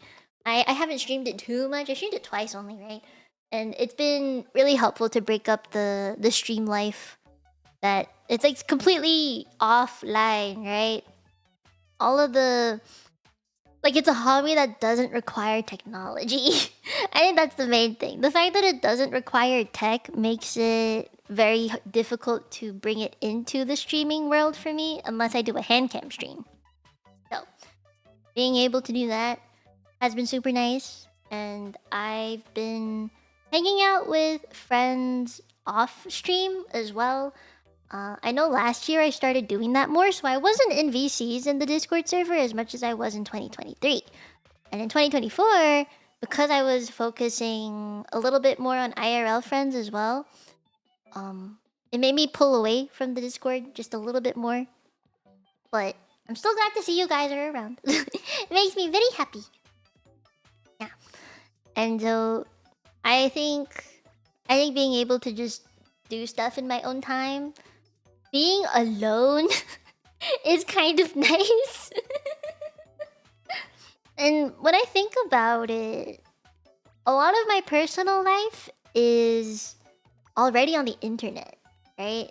Like my daily life, I basically tell you what I do every single day, the shows that I'm watching, the hobbies I have, what's happening with the friends around me even, or like what I've been into, just everything that I've been doing is kind of like doing these chatting streams, for example, is kind of like a diary. Because then I can look back and see what I did within the past few days or what's happened. And I think a lot of you guys can tell that I allow myself to let a bit of my personal life come into streaming. And so it's kind of difficult to, I guess, detach myself from my VTubing life because it's so deeply ingrained in me. Like I get called Mie more often than I get called my legal government name. So it's rough. It's a little bit rough to like dissociate from virtual Mie to IRL Mie. But yeah, I've been putting a little more time into talking to IRL friends, seeing what they're up to. I mean, we might not go out, but like we'll hang out online or I'll message them once in a while. And you know, there's actually something I wanted to talk about a little bit in relation to this. So, as I mean, you guys know I haven't been in an agency for like a year now, right? I think Kawa's talent branch going down anniversary was literally 2 days ago, a year and 2 days ago. That was when Kawa went down. So it's been 2 days since the anniversary, and that means I can officially say I have not been in an agency for a year. I've been indie for an entire year now, plus a little bit. So during the time that I have been in indie, I realized that there's a lot of things that you miss out on, and I worked on myself to not feel so much of that FOMO. Because when you're in an agency, you have people to connect you with each other, or there is kind of like this unspoken thing between VTubers. Like if you are in an agency, then you'll understand. That is why a lot of agency people hang out with agency people, like fellow agency people. And the second that I lost that reputation behind me, I felt like so many people started backing away from me. And I wasn't really sure what to do. Because I was like, I thought we were friends. But then you stopped talking to me. I was like, oh, I guess we weren't really. You only talked to me because you thought it was safe to talk to me because I was under NDA and in an agency. You know, there is like a... This is just like an unspoken thing with VTubers. At least that's what it feels like, okay? I could be wrong, and I know there are still corpo VTubers who will talk to me, right? Like, I'm still really, really good friends with GX Aura, and she's in an agency. She's literally under the Opera GX name. You know, I have corpo VTuber friends. They do exist, and like we might not talk all the time, but like we talk a little bit, kind of like, or like with Vivid, I've talked to Banana a little bit. Yeah, I do have friends who are not in agencies, and it's okay, but also some who are in agencies, and it's okay. Like that's just how I know like who really wanted to be my friend and who didn't actually want to be that close. It's kind of like that. So for an entire year now, it's been a discovery of how much do I want to, I guess, bring in other VTubers onto my channel, or like how much do I want to show that I am friends with this person, or how much do I want to stream with another person. And ever since Kawa went down, I decided to just not do collabs. Because a lot of my identity while I was in Kawa was very, very company based. And I didn't want that for me anymore.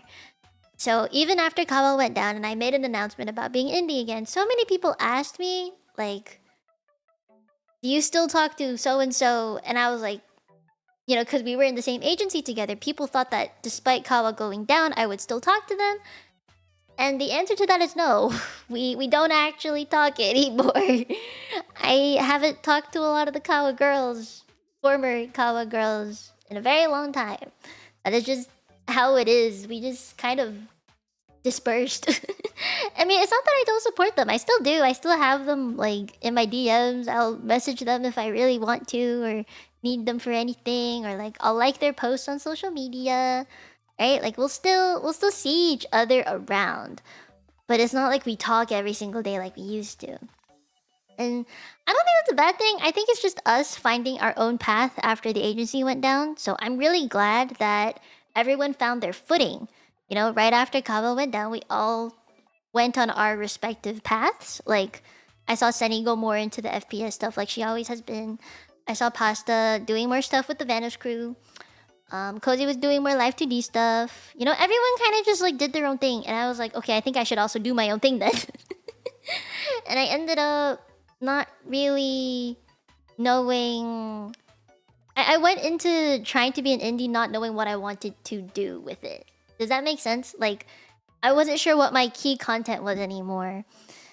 So, for the whole year that I've been indie since Kawa went down, I was experiencing the effects of the agency going down up until like the end of the year.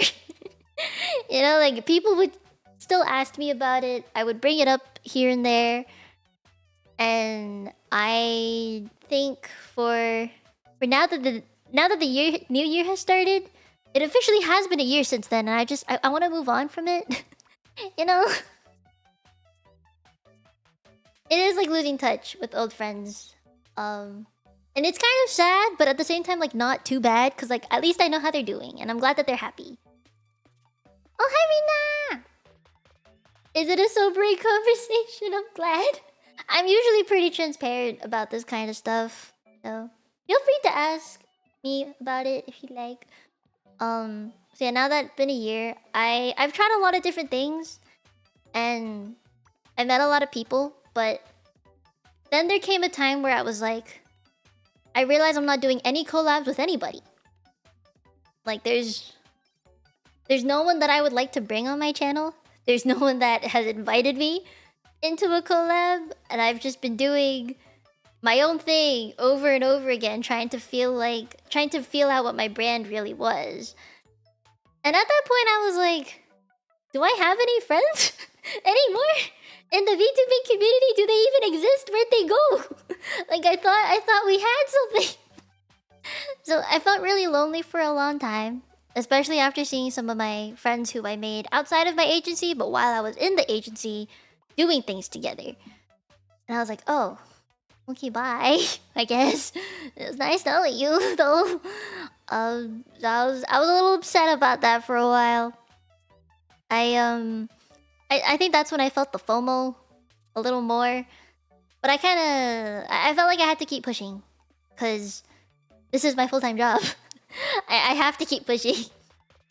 So once I made a name for myself again, or I felt like I knew what I was doing, so I focused more on the gacha games, did more language stuff, and I attended some conventions, did the meet and greets. I had the new outfit debut, new merch come out. I realized I was still really supported by Tenchis, and I had friends who would also support me.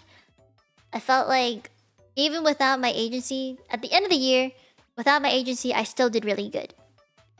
Like, despite not being in an agency anymore, I was able to accomplish a lot of things, and that means I did not need an agency behind me to accomplish the things that I wanted to do. So I was like, I worked hard, man. I did the shit that I wanted to do, and I did it right. So seeing, I think even now still, like, seeing other people do collabs and stuff, get together, and realize like, oh, I'm not a part of that life anymore, or like I'm not there, even though I wish I was. Like, that hurts still. I'm still sad that I'm not a part of those things, but I don't think that dictates or determines how well I'm doing, you know? Like, I am still happy with the friends I have, both on stream, like VTuber friends and IRL friends. I am happy. Like, my income is slowly stabilizing. It's very up and down, but you know, at least I haven't gone below 20k. That's pretty good. And like, I'm thinking there's something for me here still, you know? I don't want to go yet. Oh, thank you for becoming a Tenchi. Actually, thank you. You're the positive reputation, maybe it's always separate from God to me. Ah, thank you. I am doing alright, yes. As far as streaming goes, I think I'm doing pretty good. I think I made a name for myself, and I'm happy that I have a spot, you know, in the VTuber world. I'm glad I have a section to it for myself.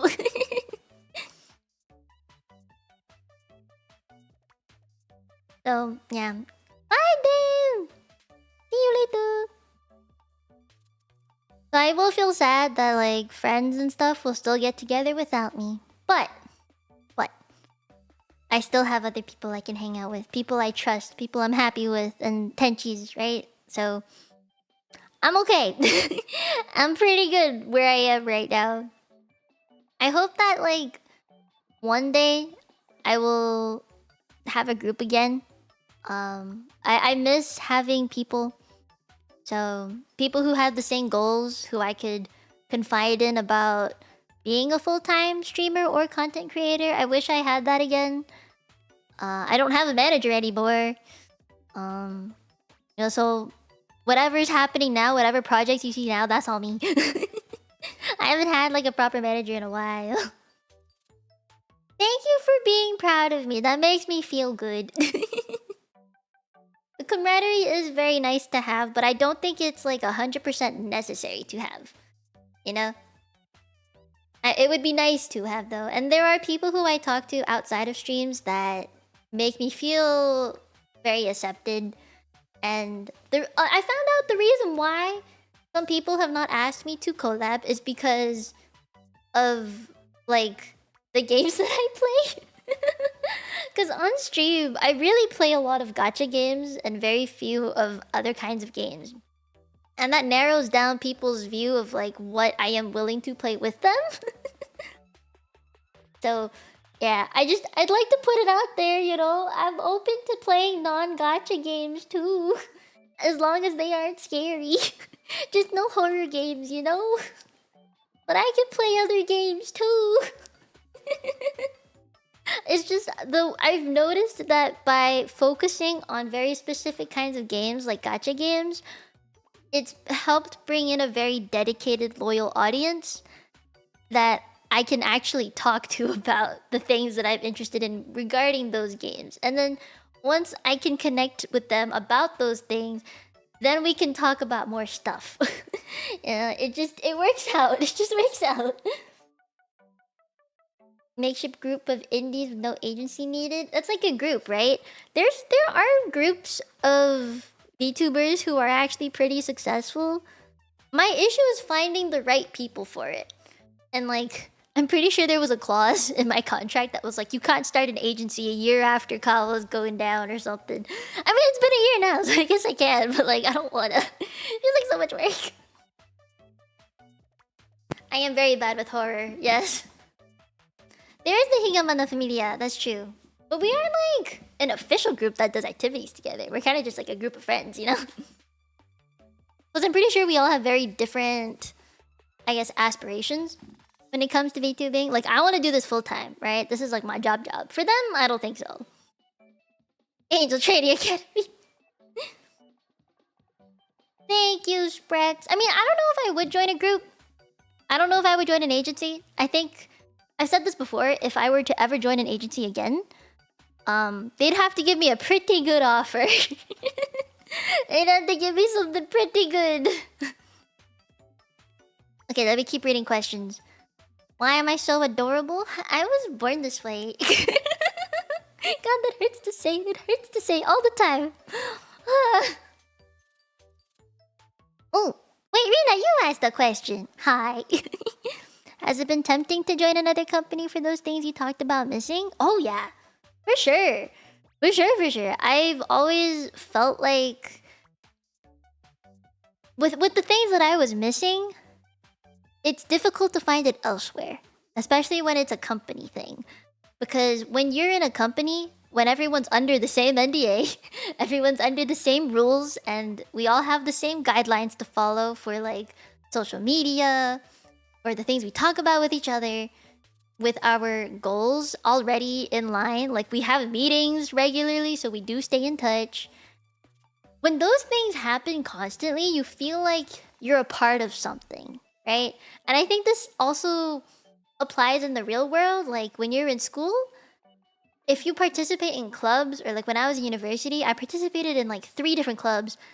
And that's when I was like, oh, I found a place where I belong, and I'm around people who have the same interests and outlooks on their goals as me. It felt satisfying. It felt fulfilling. So I've been really tempted to join another company because of that. And it's also the support. Like, yes, I can accomplish a lot of things by myself, but like, it was so much easier and more efficient when I had a company name behind me. So getting things like sponsorships was also nice. I mean, I've had watch-along sponsorships, but I mean like game sponsorships, maybe like the Sony stuff. I got sponsored by Sony through Kawa. Those kind of opportunities are things that I definitely miss. And like, I've wanted to do more 3D stuff, but I am so stupid when it comes to technology that I don't know how to set it up by myself. Having an agency to help with that kind of thing would absolutely help a lot. I mean, I could ask a friend as well, just like, hey, do you have time to help me out with so-and-so? Or like this and this, or that and that. Can you help me set up whatever? Or like, can you connect me to a person that might know, that might know what this is doing? And like, that is all things I could do. But having a company where there's a whole team of people that you could go to for anything to ask for help would be so much more efficient. And also, I don't have to like share things I don't want to share with people, you know, that I don't want them to know what I'm working on.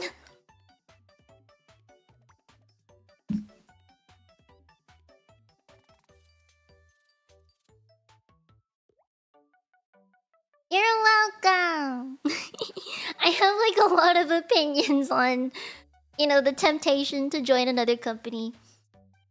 Yeah, I would audition again, or like, I've actually gotten scouted a few times, but I've turned a lot of them down.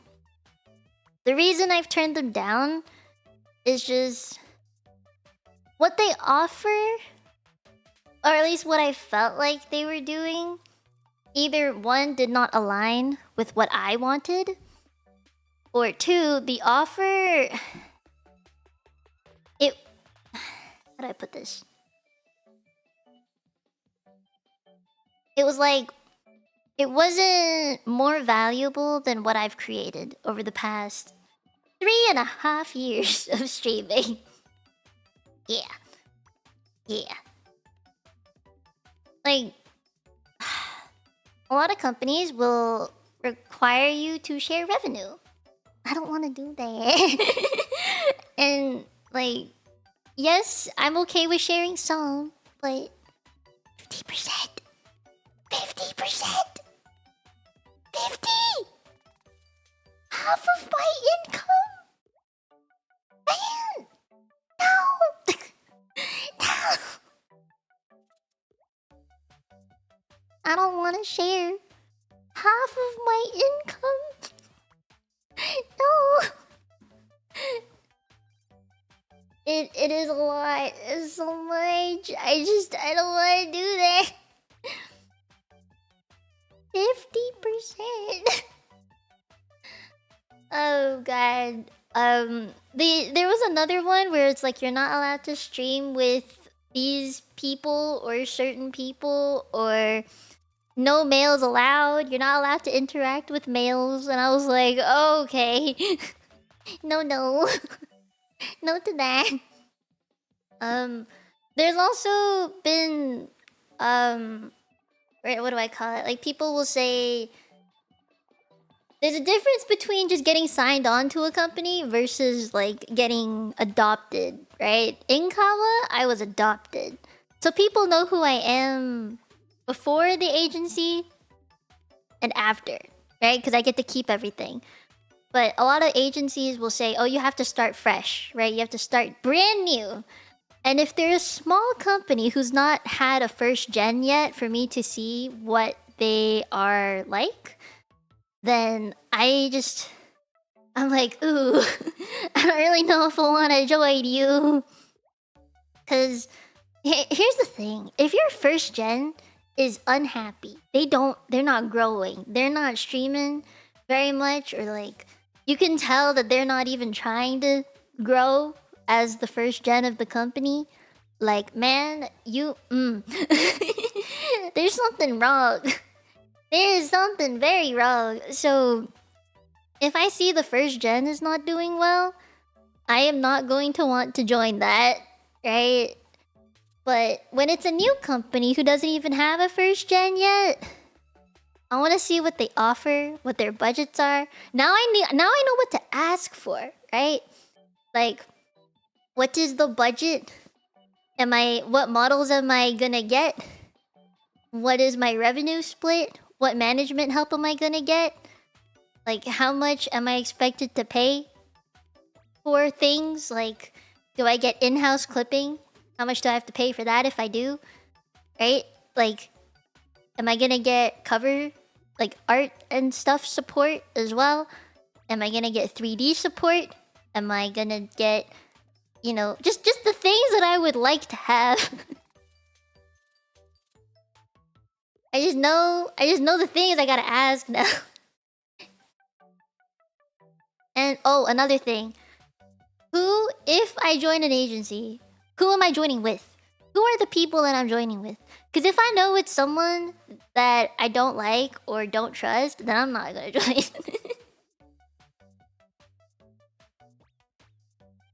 So yeah, Kawa wasn't the kind of agency that was like... How do I put this?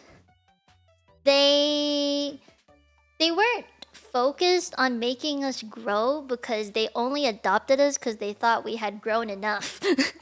Does that make sense? Like, they were trying to give us more than... Like we were big enough, we were earning enough, we just wanted more. Things like merch, opportunities for sponsorships, that's the kind of thing that they wanted to provide us. And I was happy with that, really.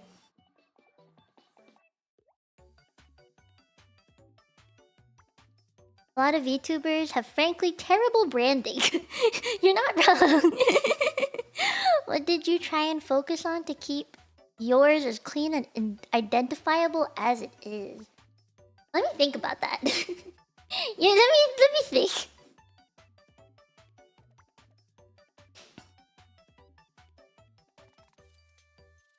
You're smart and make a good decision. Thank you.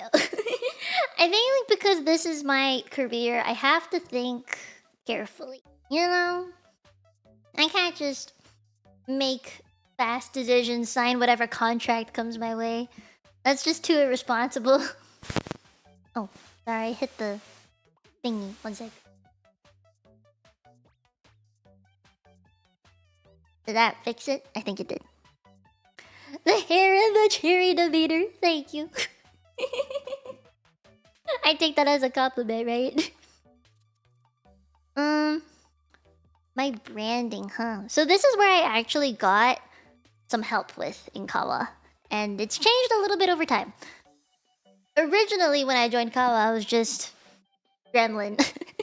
I was like the say-soer gremlin, the not so brain-rotted gremlin. But when I'm on my own, right? Being an indie is so different from being in an agency. Because when you're in an agency, you get compared to. And it's not great. It's really not nice being compared to other people, but it's kind of inevitable in this industry, you know? So to keep my brand identifiable, me and my former manager, Monty, he works for V4 now. We kind of sat down together and he was like, okay, what do you do? He was like, as a VTuber, name like a few things that you do. A few things that you would like to be known for. And I was like, oh, gacha games. Love them gacha games. I would like to be known for my gacha games. Language stuff, which is why I say in every intro, I am a polyglot that speaks 5 languages. Because that is something I'd like to be known for. You know, gacha games, multiple languages. And it was like, okay, what else? You gotta have more than that. And I was like, music? I like to sing. And he was like, okay, how about one more, at least 5, like 5 things, man. And I was like, art? I can draw. I will stream art. I like doodling. He was like, okay, one more. And I was like, oh no. I can only think of 4 things. And in the end, I settled for yapping. Just chatting. Because I've gotten pretty good at it. So, 5 things. And he was like, okay, we can work with this. So every single week, he made me kind of stick to a schedule of sorts. 1 chatting stream per week. 2 gacha games.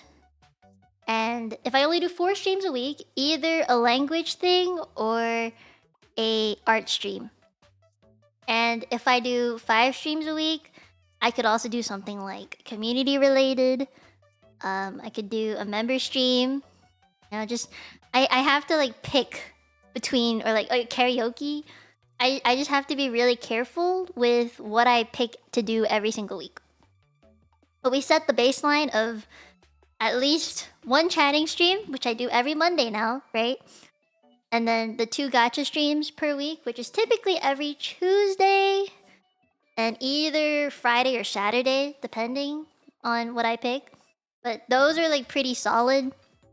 And then I usually have like a random stream on Thursday and Friday.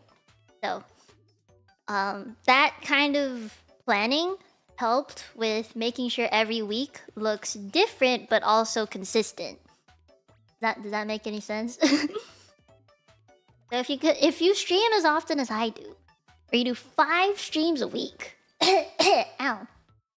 If you do 5 streams a week, keep it consistent, as in the days that you do the thing, but make each stream different somehow.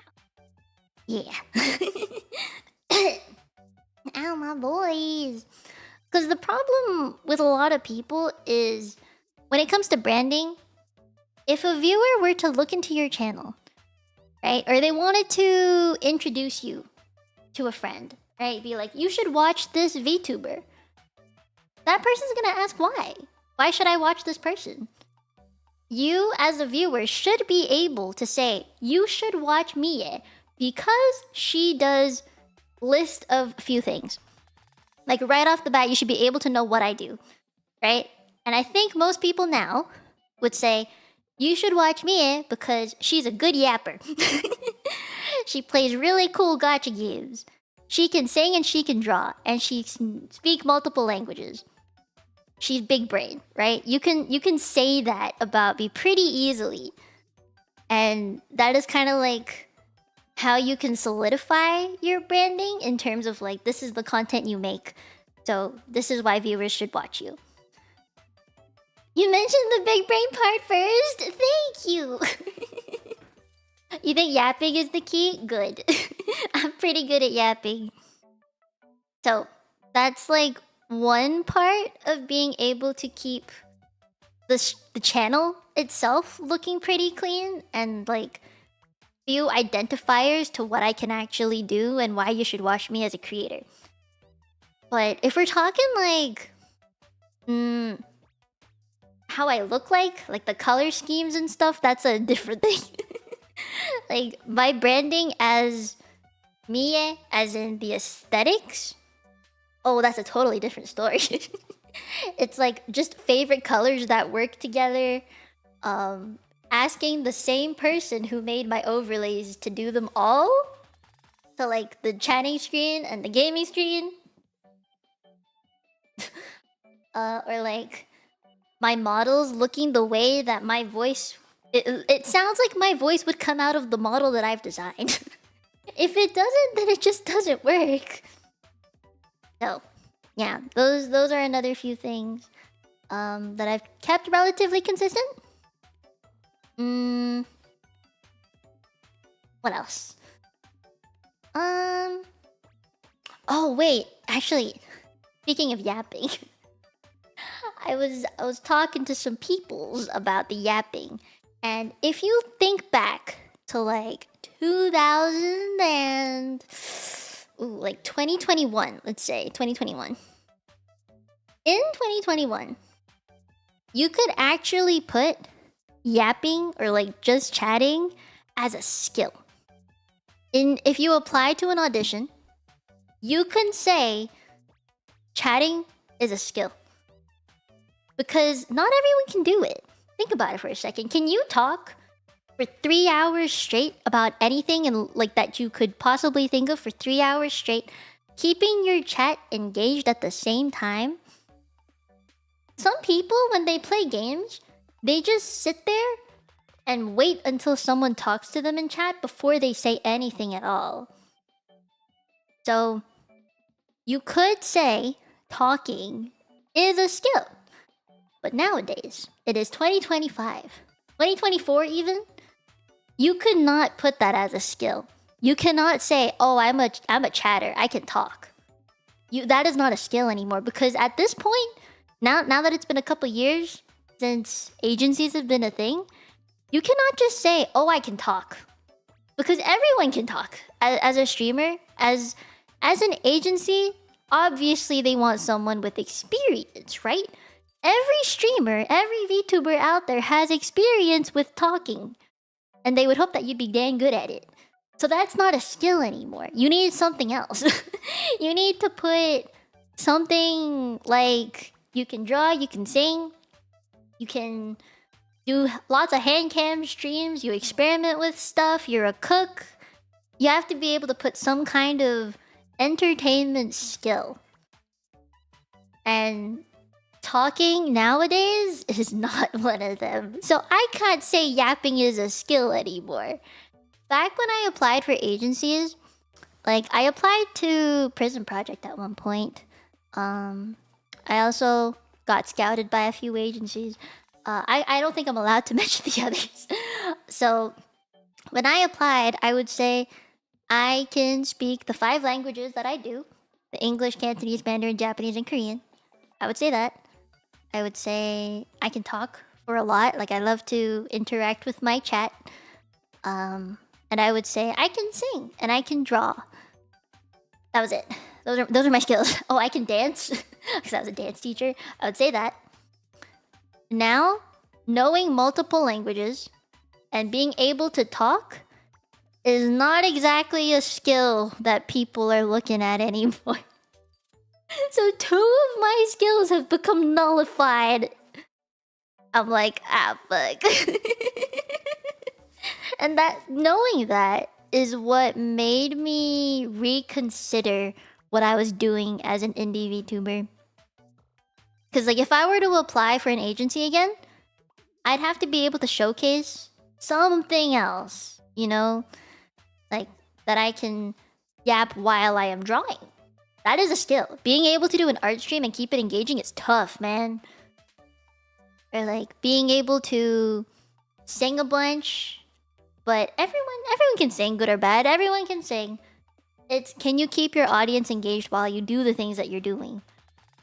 So, you know, you can be a really good singer, but you could have no audience too. There's so many like really good singers out there who have 0 audiences, right?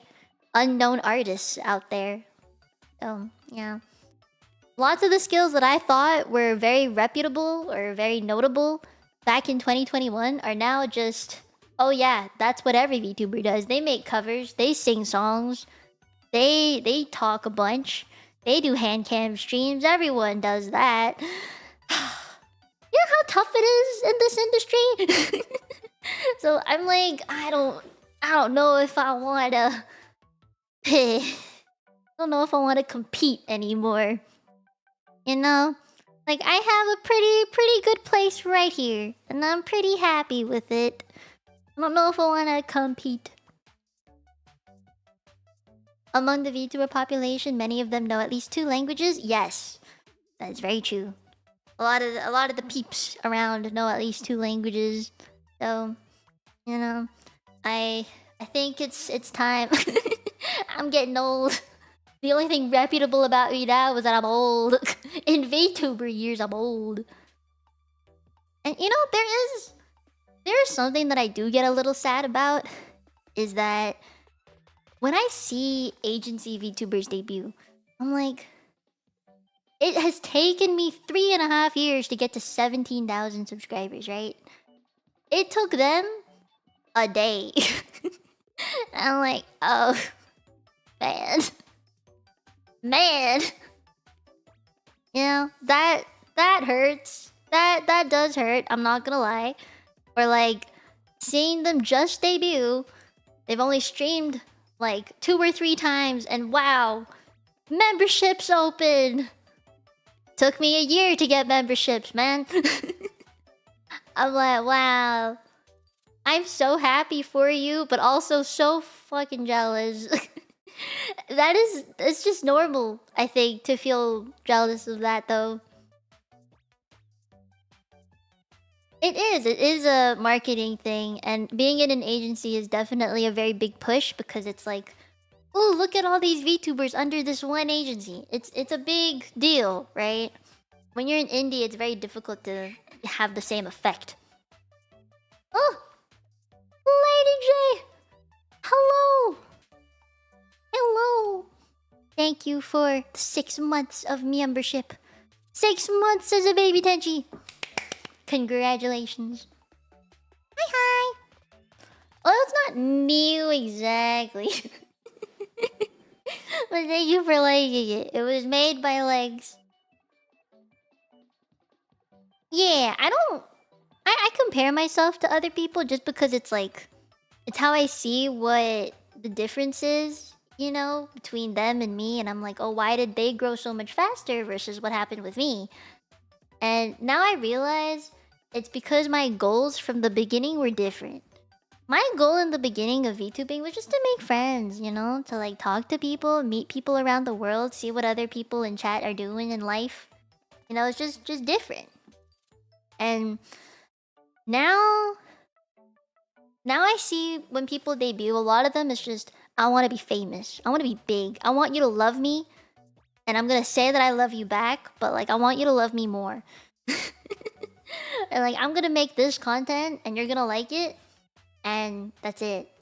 For me, that was not my intention from the very beginning. What I wanted was I wanted to discover games because I'd never really played games before being a VTuber. Never before having a PC, right? I wanted to have fun doing it. I wanted to just make friends. I wanted to see what it was like to stream. See what it was like to use my many hobbies and talents for something. You know, I just wanted to put use to it. Knowing so many languages, I thought I should speak it with other people. Or like knowing how to play instruments, I thought I should play instruments for other people.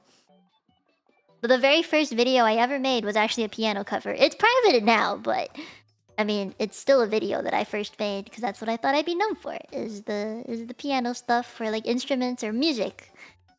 And now it's, for me, I think over time it became community building, wanting to know like, who are the people that support me?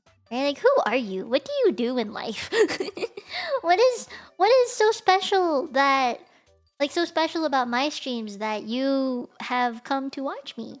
Why are you here? What are you doing here? And then, like, playing games with everybody, talking to people in Discord. Like, that was my goal, right?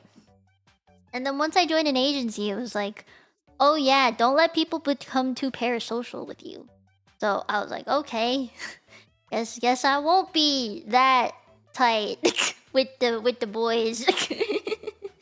You know, just guys, okay. Can't be too close, but can't be close. Like, gotta be a little close, but not too close. Like, where does one find this balance? I just didn't get it.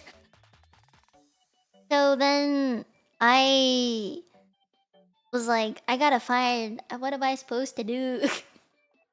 So after a while, I was like, okay, I will find the balance at some point, and it's taken me up until now to do it. So, like, community-wise, I think I got him. I think I got it. And that's why I think, like, even...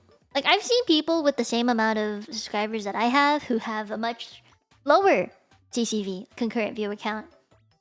Or, like, some of them will have a much higher one. And then it's like, you know that... I feel like a lot of people still put emphasis on how many subscribers you have, how many followers you have. And that determines your worth or your growth. And I was like, I don't think that's what it is anymore. I've grown in such a weird way compared to other people that I'm like, my perception of growth and success is so different from what a lot of other people have thought. Like, yes, now I'm happy that I got to 17k. Wasn't expecting it this year so soon. Like in the past month, just doing the reaction videos have gotten me like a plus 200 when I was stuck at like 16.8 for most of last year actually. So I'm like, it's not, it's a number, yeah, but I don't think that dictates how great of a community one has, right? Like when I had 20 viewers versus 80 viewers, the quality of my streams, the quality of the people who are in them, still good, still positive, still nice, still fun. I don't think I've interacted with anybody differently compared to when I had like 5 viewers compared to like now. Like, yeah, I probably got better at yapping. You know, after 3.5 years of yapping, I think I'm doing pretty good for myself. So I think I've, you know, honed my skills a little bit. But I mean, realistically, I don't think I've changed all that much.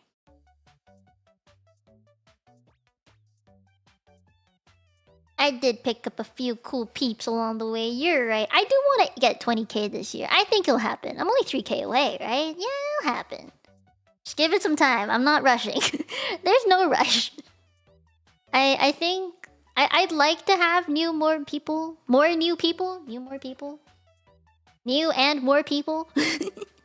know, it's always nice to have more tenchis. We'll never shy away new tenchis. We always welcome new tenchis, right? It's just, you know, they're not... How do I put this? It's not a necessity at this point in time. To me, it's not a necessity to grow big and be famous. That's not it. To me, it's more of a necessity to keep this going. Slow growth is good growth, right? I like slow, consistent growth. It makes me happy.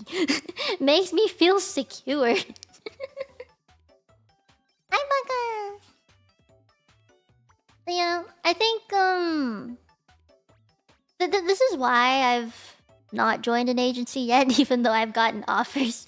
Ever since Kama went down, I've gotten a few offers. I've said no to every single one so far, just because I don't think I'd like to give this up. I could be just super attached to being Mie. I could be really scared to let it go, right? But it's also, I've known what I've done for the past 3.5 years. And it would be very difficult to let that go. What terms would make sense to you? They've got to offer me, or at least guarantee the fact that I would earn a certain amount of money working with them. Because this is my entire career, right? This is like my full-time job. If I were to join them and have to give this up, they have to guarantee me at least some sort of income that is either equal or above what I have right now. None of the agencies that have scouted me have offered that. Or at least tried to match it in some way. You know, like they wouldn't even negotiate because they just weren't sure. They just didn't know if they could do it. So I was like, no, then I can't let this go. You know? And if it was an agency that was like, oh, you can keep your PL active at the same time you are in the agency, then I would consider it more. You know, then I would think, okay, so if I were able to live my double life as Hannah Montana, you know, this is the current Miley, and then Hannah Montana would be in the agency, right? If that were the case, then what would happen as Hannah? You know, like what support are you gonna give me? And what are you gonna do for me? And so far, all of the people that have answered that question have given me, we'll be your manager, we'll find you sponsorship opportunities, we'll get you merch, we'll get you a new model, we'll have you like have a new debut and everything. And I'm like, okay, but what happens after that? So I debut, get the sponsorships, get merch stuff. Like, do I get what else do I get? Will I have like a 3D debut? Will I have help with managing schedules? Will I have collab opportunities? Will I have, you know, what kind of merch am I gonna get? Do I get a say in the merch, or is it like, you know, just the one thing that we all have at the same time? Or am I gonna get birthday events? Am I gonna get... Yeah, there's just like so many things that I would want in an agency that a lot of them just cannot give.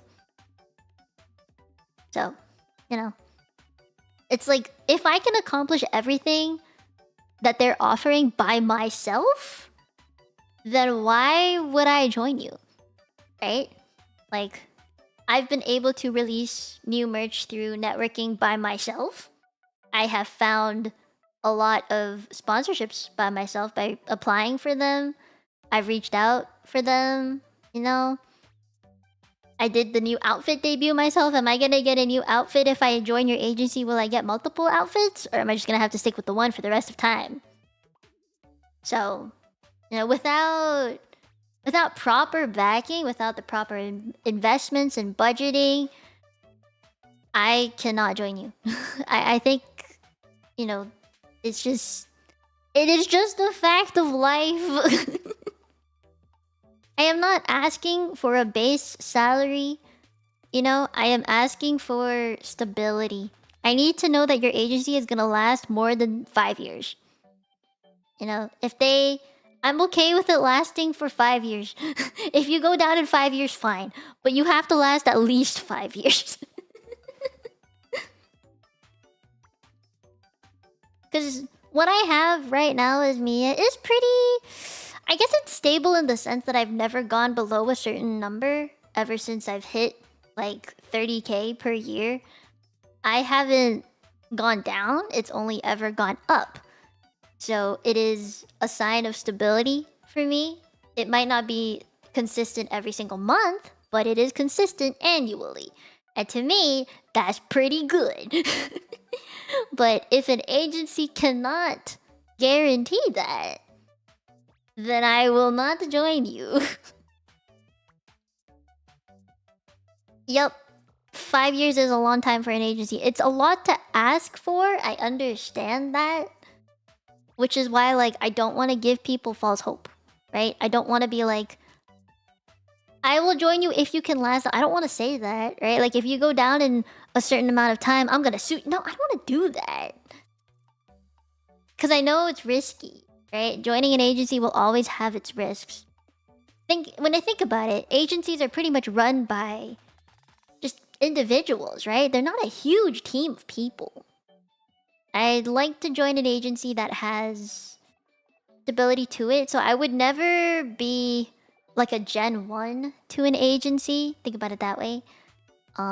If I ever end up joining an agency, know that I will never be the first gen to anything. I will always be the second and after. Like, I can't put myself in the first gen shoes. I can't do it. I know it would like be a lot of responsibility on me. It would be a lot of like the company's reputation is kind of betting on the first talent gen, right? And if I can't be a good first gen senpai, there's no way, right? So I would like to be in the second gen. Because if their first gen does well, then I have more faith that the second gen would do well. That's why I would not join an agency that doesn't already have a first gen. No. I just can't do it.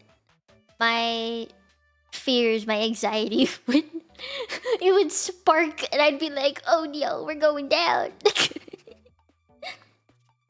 I think the few agencies that are doing well, like, I don't know if I would apply for it. Honestly, I'm too scared. If it's a big agency now, I'm too scared. I've talked to FaZe before, I'll say that. I've talked to them in the past. And I ended up not doing it. Let's put it that way. I ended up just not joining them. Being first gen is a real dice roll. Yep. And there are contracts that will last longer than others. Some are a year, some are multiple years. And I just don't really know if I want to be locked in by a contract. Yeah, I don't know if I like that. Like with Kawa, it was just a 1-year contract, which was pretty good for me. It actually was a bit less. I think it was 10 months. But I was officially working with them for a year. It's just on the outside, it was for 10 months since debut, I believe. And I think if I were in Gen 1, it'd be nice to just have the out if I wanted it. Yeah. There's a lot of differences between the freedom that indies and corpo VTubers have. Yes, there is. This is also one of the things that has barred me from joining an agency is permissions with games. Some agencies that are Asian run, so it could be Japan, Korea, Hong Kong even, Indonesian, Singapore. Playing gacha games, kinda iffy. Because they are from China. At least the games that I play are from China. Like Hoyo games are Chinese, right? So lots of agencies have issues with getting permissions to stream the game. Yeah, I think there's like some revenue sharing stuff that is a part of that. So I don't think I could join an agency unless it were a Western one. If they don't let me play my gacha games, I have no content to give you. Like, what am I supposed to do if not play gacha games, man? I've made that my entire brand. I've basically blacklisted myself from any SEA-run agencies. Just any agency from Asia, really. I guess besides the Chinese one.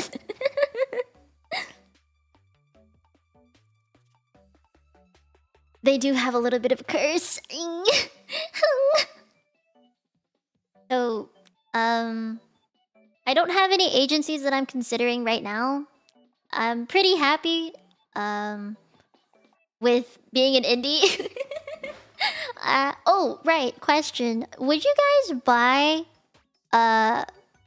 keychains if they were made by Pastel Melon? Because he's drawn me as part of the V-Snacks line. Just a question. Would you like?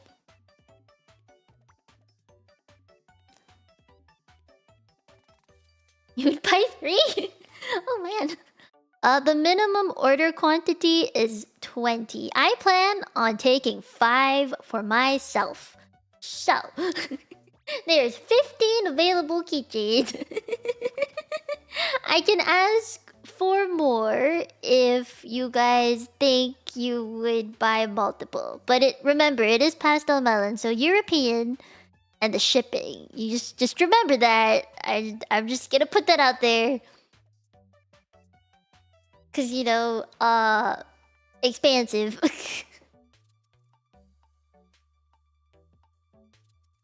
I don't have that many keys, but I have people to give it to.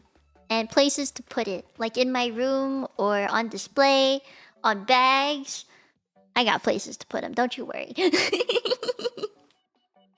Okay, so I'll tell him at least 20, and then I'm gonna take 5. And then he can sell the 15. Okay, I'll let him know. Thank you. See, I can still get merch stuff without a company. That was the main reason I wanted to join one, really. Is the company stuff. Like the merch stuff from the company.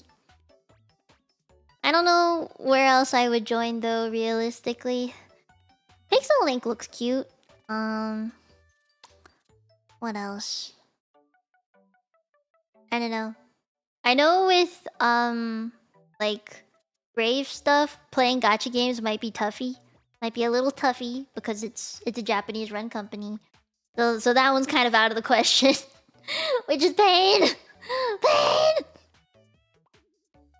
I think my only choices right now are like small agencies. Pain pickle. Yeah, I like literally my only choice right now is a small agency. And so I think I'm good being on my own for a bit, unless like a group wants to take me in as just a group. Cause then it's like there is some commitment in a group, but at least it's not like contractual. Like being in a group isn't signed by a contract, you know? I feel like a group is more voluntary. If that makes sense. Agency life is like an industry thing. Group is like, yeah, you are together, but it's like not, you know what I mean? You know what I mean? Yeah, V4 is Brave. So Vispo, V4 Mirai, Idol, those are all under Brave, and Brave being a JP company. I don't really know what the permissions are with streaming gacha games, but I just don't want to mess with that shit now. Now that I think about it. So I would prefer to join like a purely Western agency.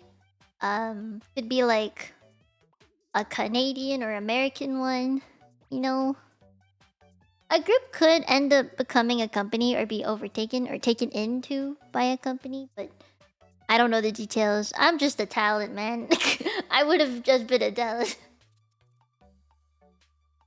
Yeah, you're right, Will. You're right.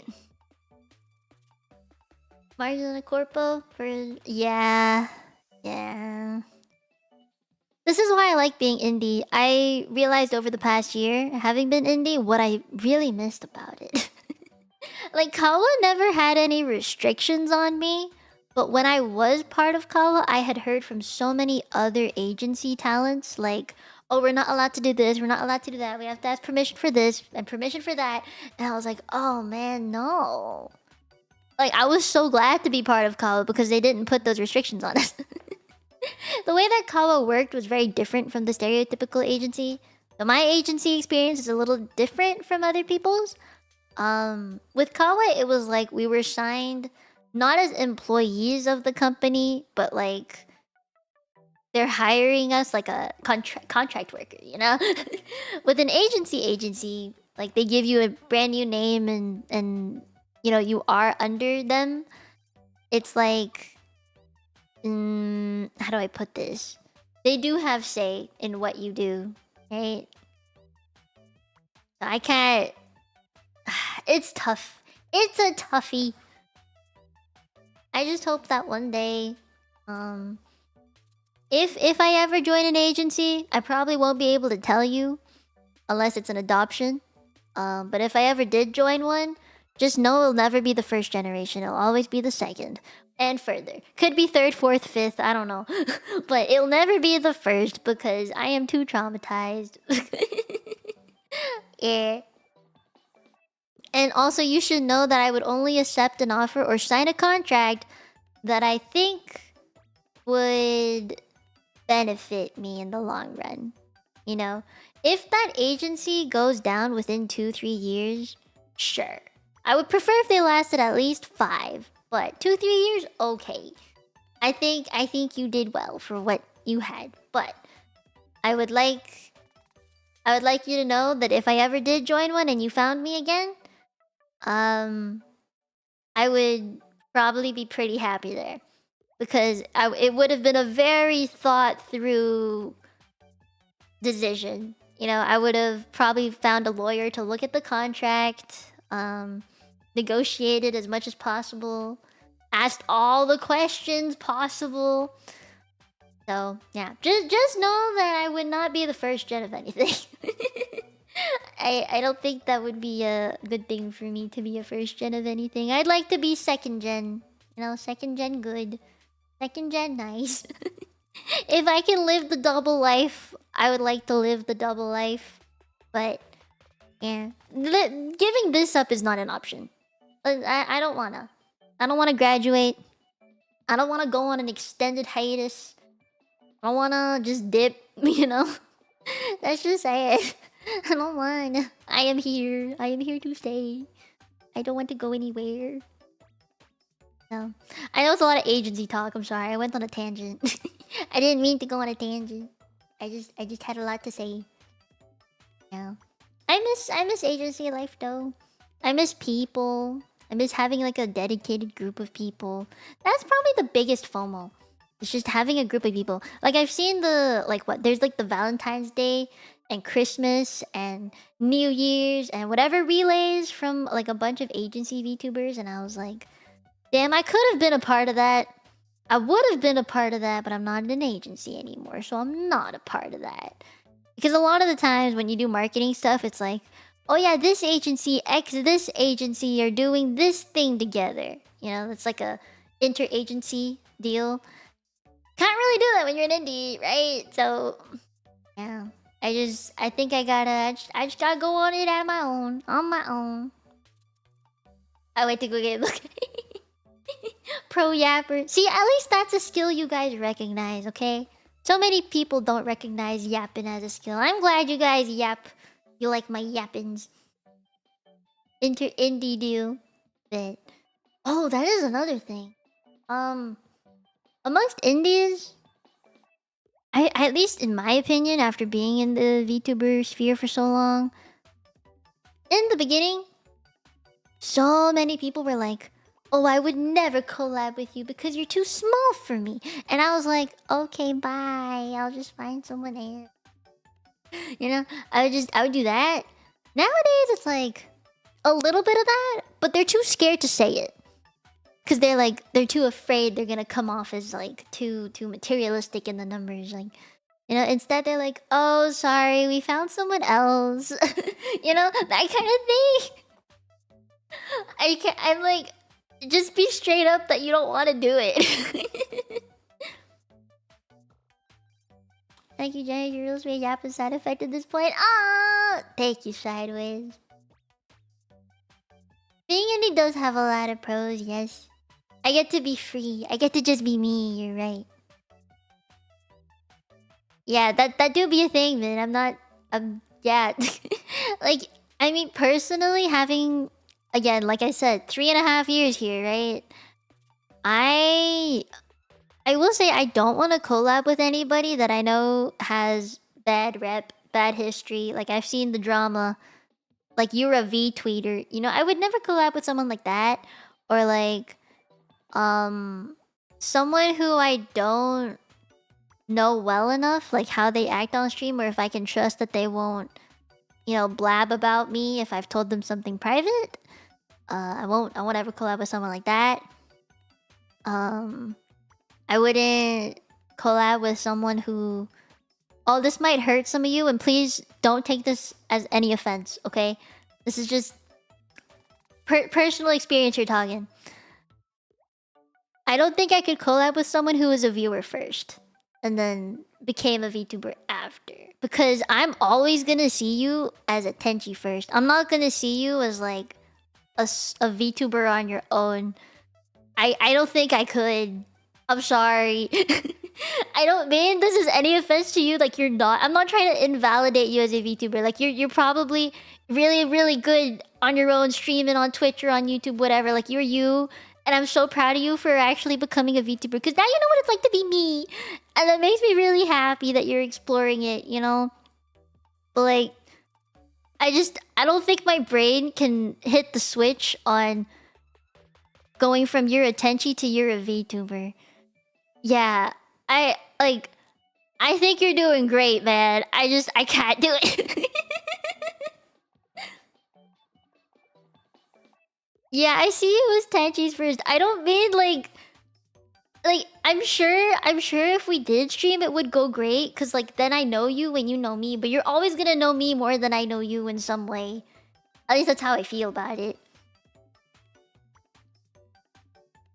I know some regular viewers on channels I'm on it that have become streamers. Yeah, it do be a thing. It do be a thing. And like I said, it's not because I don't like you that I don't want to collab with you or something. It's more like to me it would feel like I'm streaming with a viewer more than another VTuber, you know?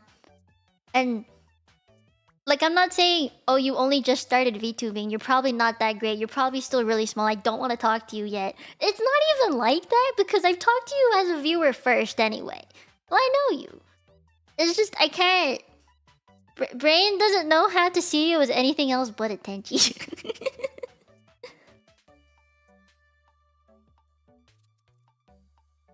Is there a mental cutoff in the dynamic switches to streamer and viewer? Yeah, there is. I don't really know how to... I don't know how to change my brain chemistry here. Oh, you're a moderator for a VTuber too? I didn't know that, man. I really not they end up self-promoting that they're a streamer. Yeah!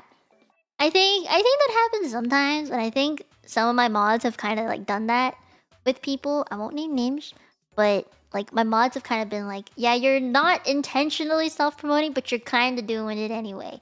And it's like, it's difficult, right? And it's like, I want to support fellow VTubers. I wanna be like, I am so glad you are experimenting in this world, that you are trying out what it's like to stream, so you know what it's like to be me, but also like you are kind of trying out a new hobby, you're trying out something, and that makes me happy for you, right? Like I'm happy for you that you're doing it, and I'm sure you're having a lot of fun doing it. And I feel like if I get in there, it's like I feel like I'm gonna tip the balance, or you're gonna tip my balance, and it's just not gonna go great.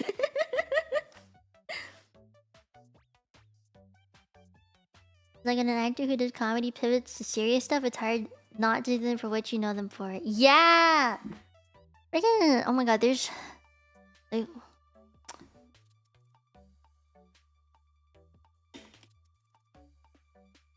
Jimmy Yang, that's his name.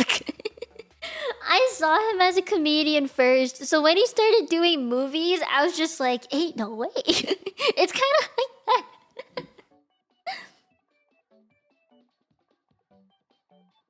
Your sad little heart. It's okay, I'll mend it better. Mwah. Does that feel better now? You don't want to be that guy. I feel like I've been that guy a few times, right? Like, oh my god, when when Aura, GX Aura, she's huge, right? Like she's got thousands of viewers. Like I think her debut stream hit like a record of like what 50,000, 70,000 viewers at once on Twitch. I was just like, that's crazy. Or like I think she has a much bigger like Twitter following or something. But like she's still one of my best friends. And I'm like, is this okay? Like remember for the Universal collab, Minecraft Universal collab? I was like, are you sure you want me to be your partner? Like, you could pick anybody else to do this with. And she was like, no, I pick you. Like, oh, okay. If you're sure, I will stick with you. Yeah, so like, she just, she picked me and I was like, oh, okay. So I know what it's like to be a smaller person and stream with someone big, and it feels daunting, man. It's scary as shit. I'm like, oh man, I mean I love you, but holy shit, I love you, but still, this is a lot. This is so much. It was really fun. I'm glad she has the browser thing. It's super cool. It's super cool. Oh, hides are fun. Yeah, she do be British. You can hear in her accent. She's a British. So yeah, the hours are kind of rough for me too, but I try. I try. I just find like there are times where I would love to interact with people bigger than me, but at the same time, it's like, I don't know if I should. And that's coming from someone who I think is of a decent size, honestly. I've been told a lot that if I streamed on Twitch, I would have like at least 100 CCV per stream, but on YouTube, growth is harder, so I haven't hit that yet. And I was like, I don't mind that much. You know? I think I'm good where I'm at. So, yeah, as I think like it, regardless of size, it's just different or difficult to stream with someone that you'd never talked to or streamed with before. So when I was a smaller VTuber, like two viewers per stream, and I got asked to do collabs, I would say yes to everybody. But I knew I shouldn't have. I made a lot of mistakes and a lot of regrets. I have a lot of regrets from that time. Because I thought if I just collabed with someone bigger, then I would grow. Because then I get more exposure. There's other people watching. New eyes. So I thought it was the way to go. This is what I should do. And I was very, very wrong. So I don't want to make that mistake again. Or like making friends with someone and then they just dip you because like they dip on you or they ghost you because it's like they got what they wanted. They did the collab with you, they got what they wanted, and then they're gone. I don't ever want to feel that way ever again. It is very, very sad. I feel very used after that. So, no. No more. I've learned from that mistake. I will not make it again. Never accept exposure as payment. Oh, yeah. Dude, the freaking, like, art giveaways, I did those before. They were super cute. But I only did them when I had the time to do them. Now I'm actually busy. Now I have a job. Right? This is a job. I have things to do. I have art to make for stuff. I have streams to plan. I have thumbnails to make. I have a chat to talk to. I have a Discord to uphold. I have people in the businessy side of things that I have to talk to. I got shit to do, man. Art giveaways feel weird. I think they feel a little weird. I understand when people do them for like reaching milestones. You know, I get that.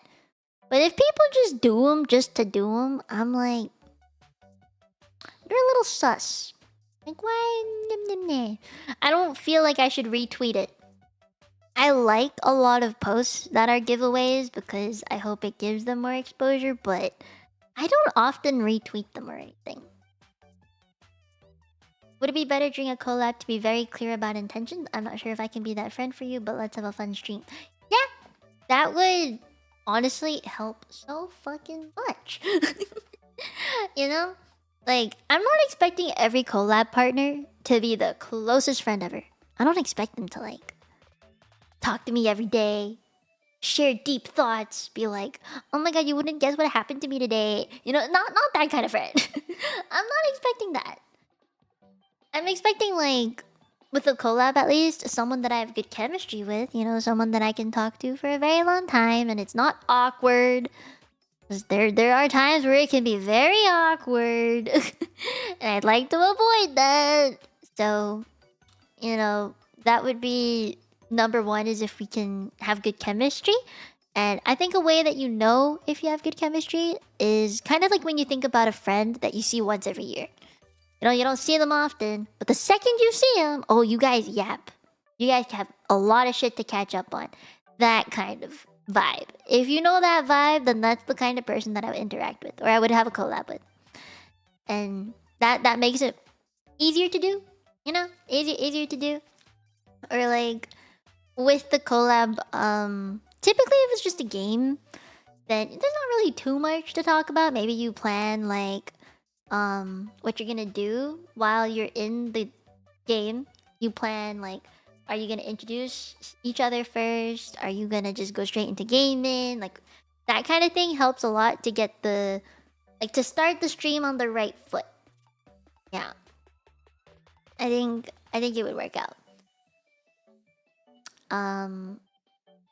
And from my personal experience, I think if you say like well, just how long you want to go for, because some people have a stream limit.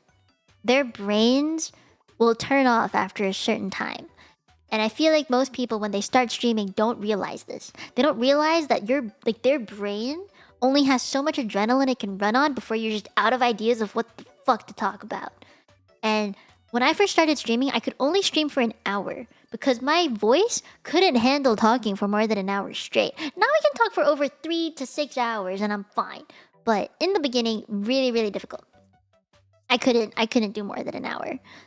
And I think you have to communicate that with the stream partner, because sometimes people will feel like, oh, this is a good time to end, and you're like, wait, no, but I can keep going. I'm a gamer. I can keep gaming.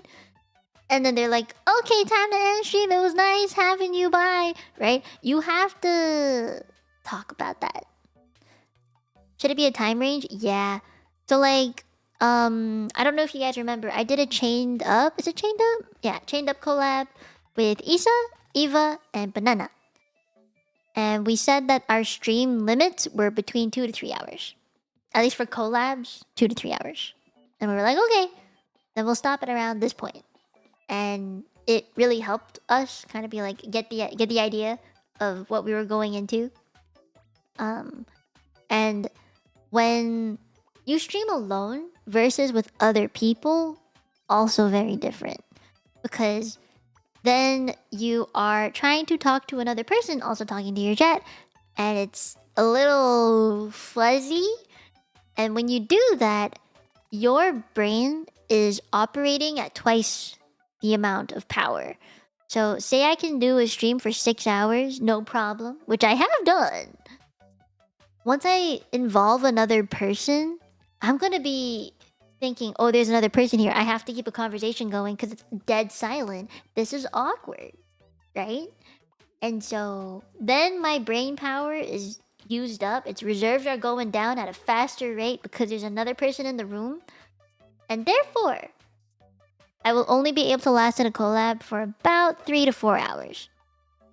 Like, it's just so much more energy that I have to put into it that I'm like, nah, no.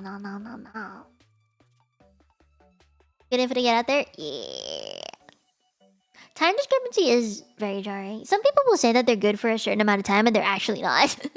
So it's good to know your actual time thing. Like for me, collabs, I would say 3 hours max.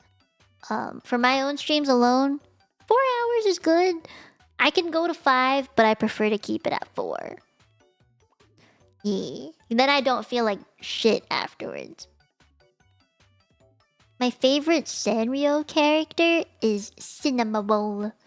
I like Cinema Roll. Okay. I think that's enough yapping for today. What do you think? I think that was plenty of yapping. An amazing streaming advice stream, yeah. It has been. It's a good Q&A for the newbies. They don't know what's happened. Solid yapping? Yeah. Do you think you could yap as long as this? Oh? Like, for real, for real? Do you think you could do it? I know when I had, like, 5 viewers at a time, there wasn't this much yapping going on, but I would go. Like, I would just keep going. I would talk about stuff. Just... whatever came up into my head, I would say it. I wouldn't even think about it. I just would do it. It made you really happy? I'm glad. Correct, yep, sesh. Hee hee! With the ADHD buff, yes? Nice. Yeah, it doesn't feel like this long, right? How comparable is it to yapping in a VC till 4 AM? Ooh. I think yapping in a VC is so different for me because I get quiet. In a VC, I can be in there for a whole day and not say a single thing. Maybe I'll laugh or giggle or put in like 1 or 2 things, but I could just sit there and just... I like retreat into a corner and not say anything. So, I can be there for a very, very long time. If I chose to be, I could be there for a very, very long time. And so, if I were in there doing something though, like I were playing a game or I was yapping, like actually talking about something, I could be there for until like the sun rises.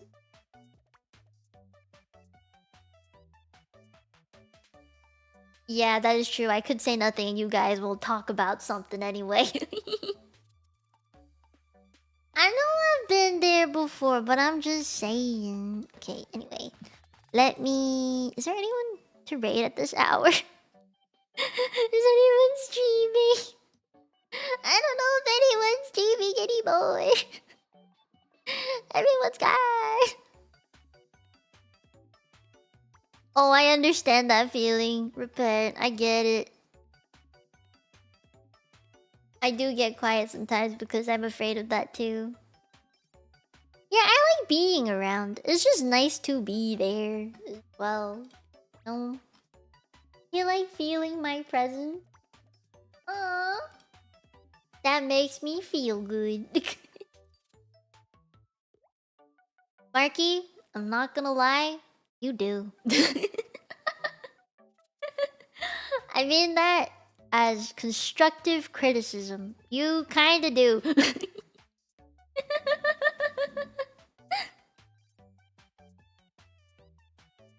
Well, I'll be quiet. There are times though that I've noticed that you answer for me. And I'm like, okay, I just won't say anything. You know? So, yeah. There are times I've noticed it. But at least you know. Like, you're actually aware of it though. Okay. I think it's time for me to go eep. I'm eep. I did my dailies earlier today. And I'm just gonna go bed. My voice hurts. I've been yapping for too long.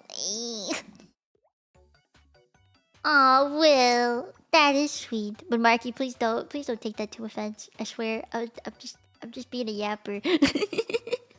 I needed to make fun of somebody today. You set the trap for me, and I was like, I'ma take it. I've been so good today. I haven't made fun of anybody today. I've been a good little positive VTuber. I had to make fun of somebody.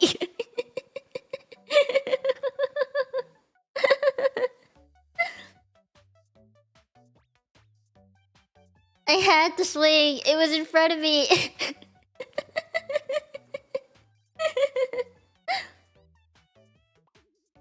You're welcome, Badger. I hope you had a nice time. Thank you for the art, by the way. Made for a good thumbnail.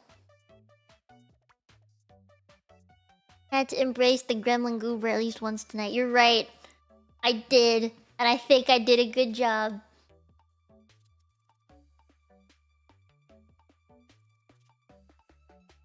Choo-choo sassy. I'm very sassy. Have fun with the shorekeeper. She's pretty.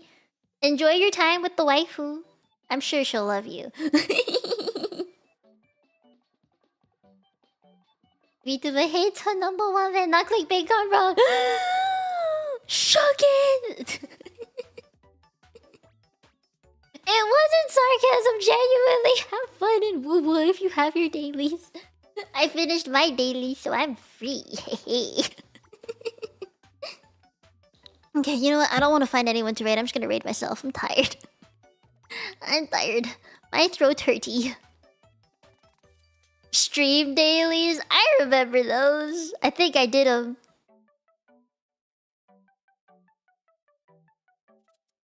You did them earlier too. Rip. What's the shime what? What's that?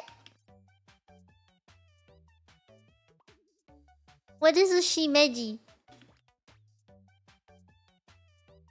What is a shimeji? Isn't that a type of mushroom?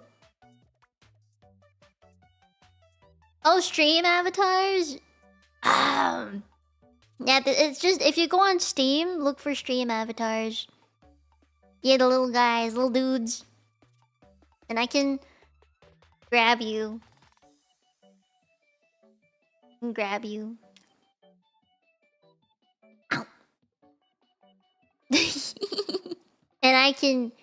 let me find you again. I can yeet you. Bye-bye!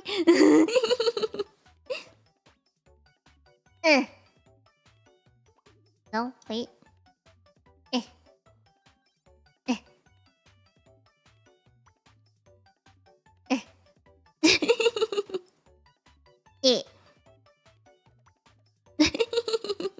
Sideways, where you at? There you are. Although that's Basher. There you go. Wait. Nom nom nom nom nom nom nom nom. Pew!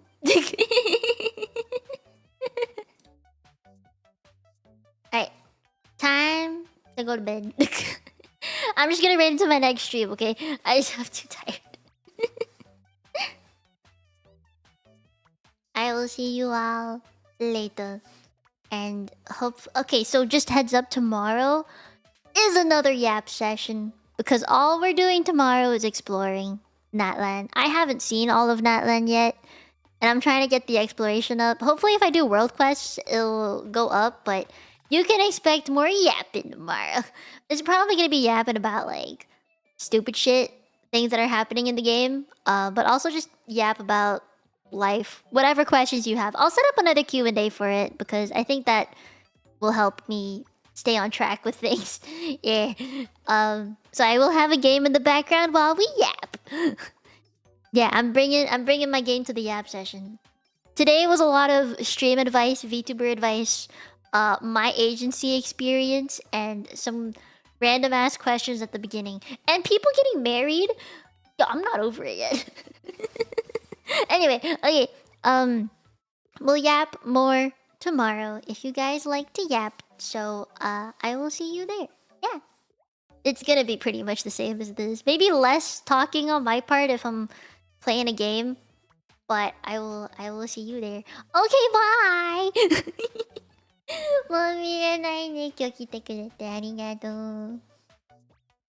What do you mean? Wow, what'd I say?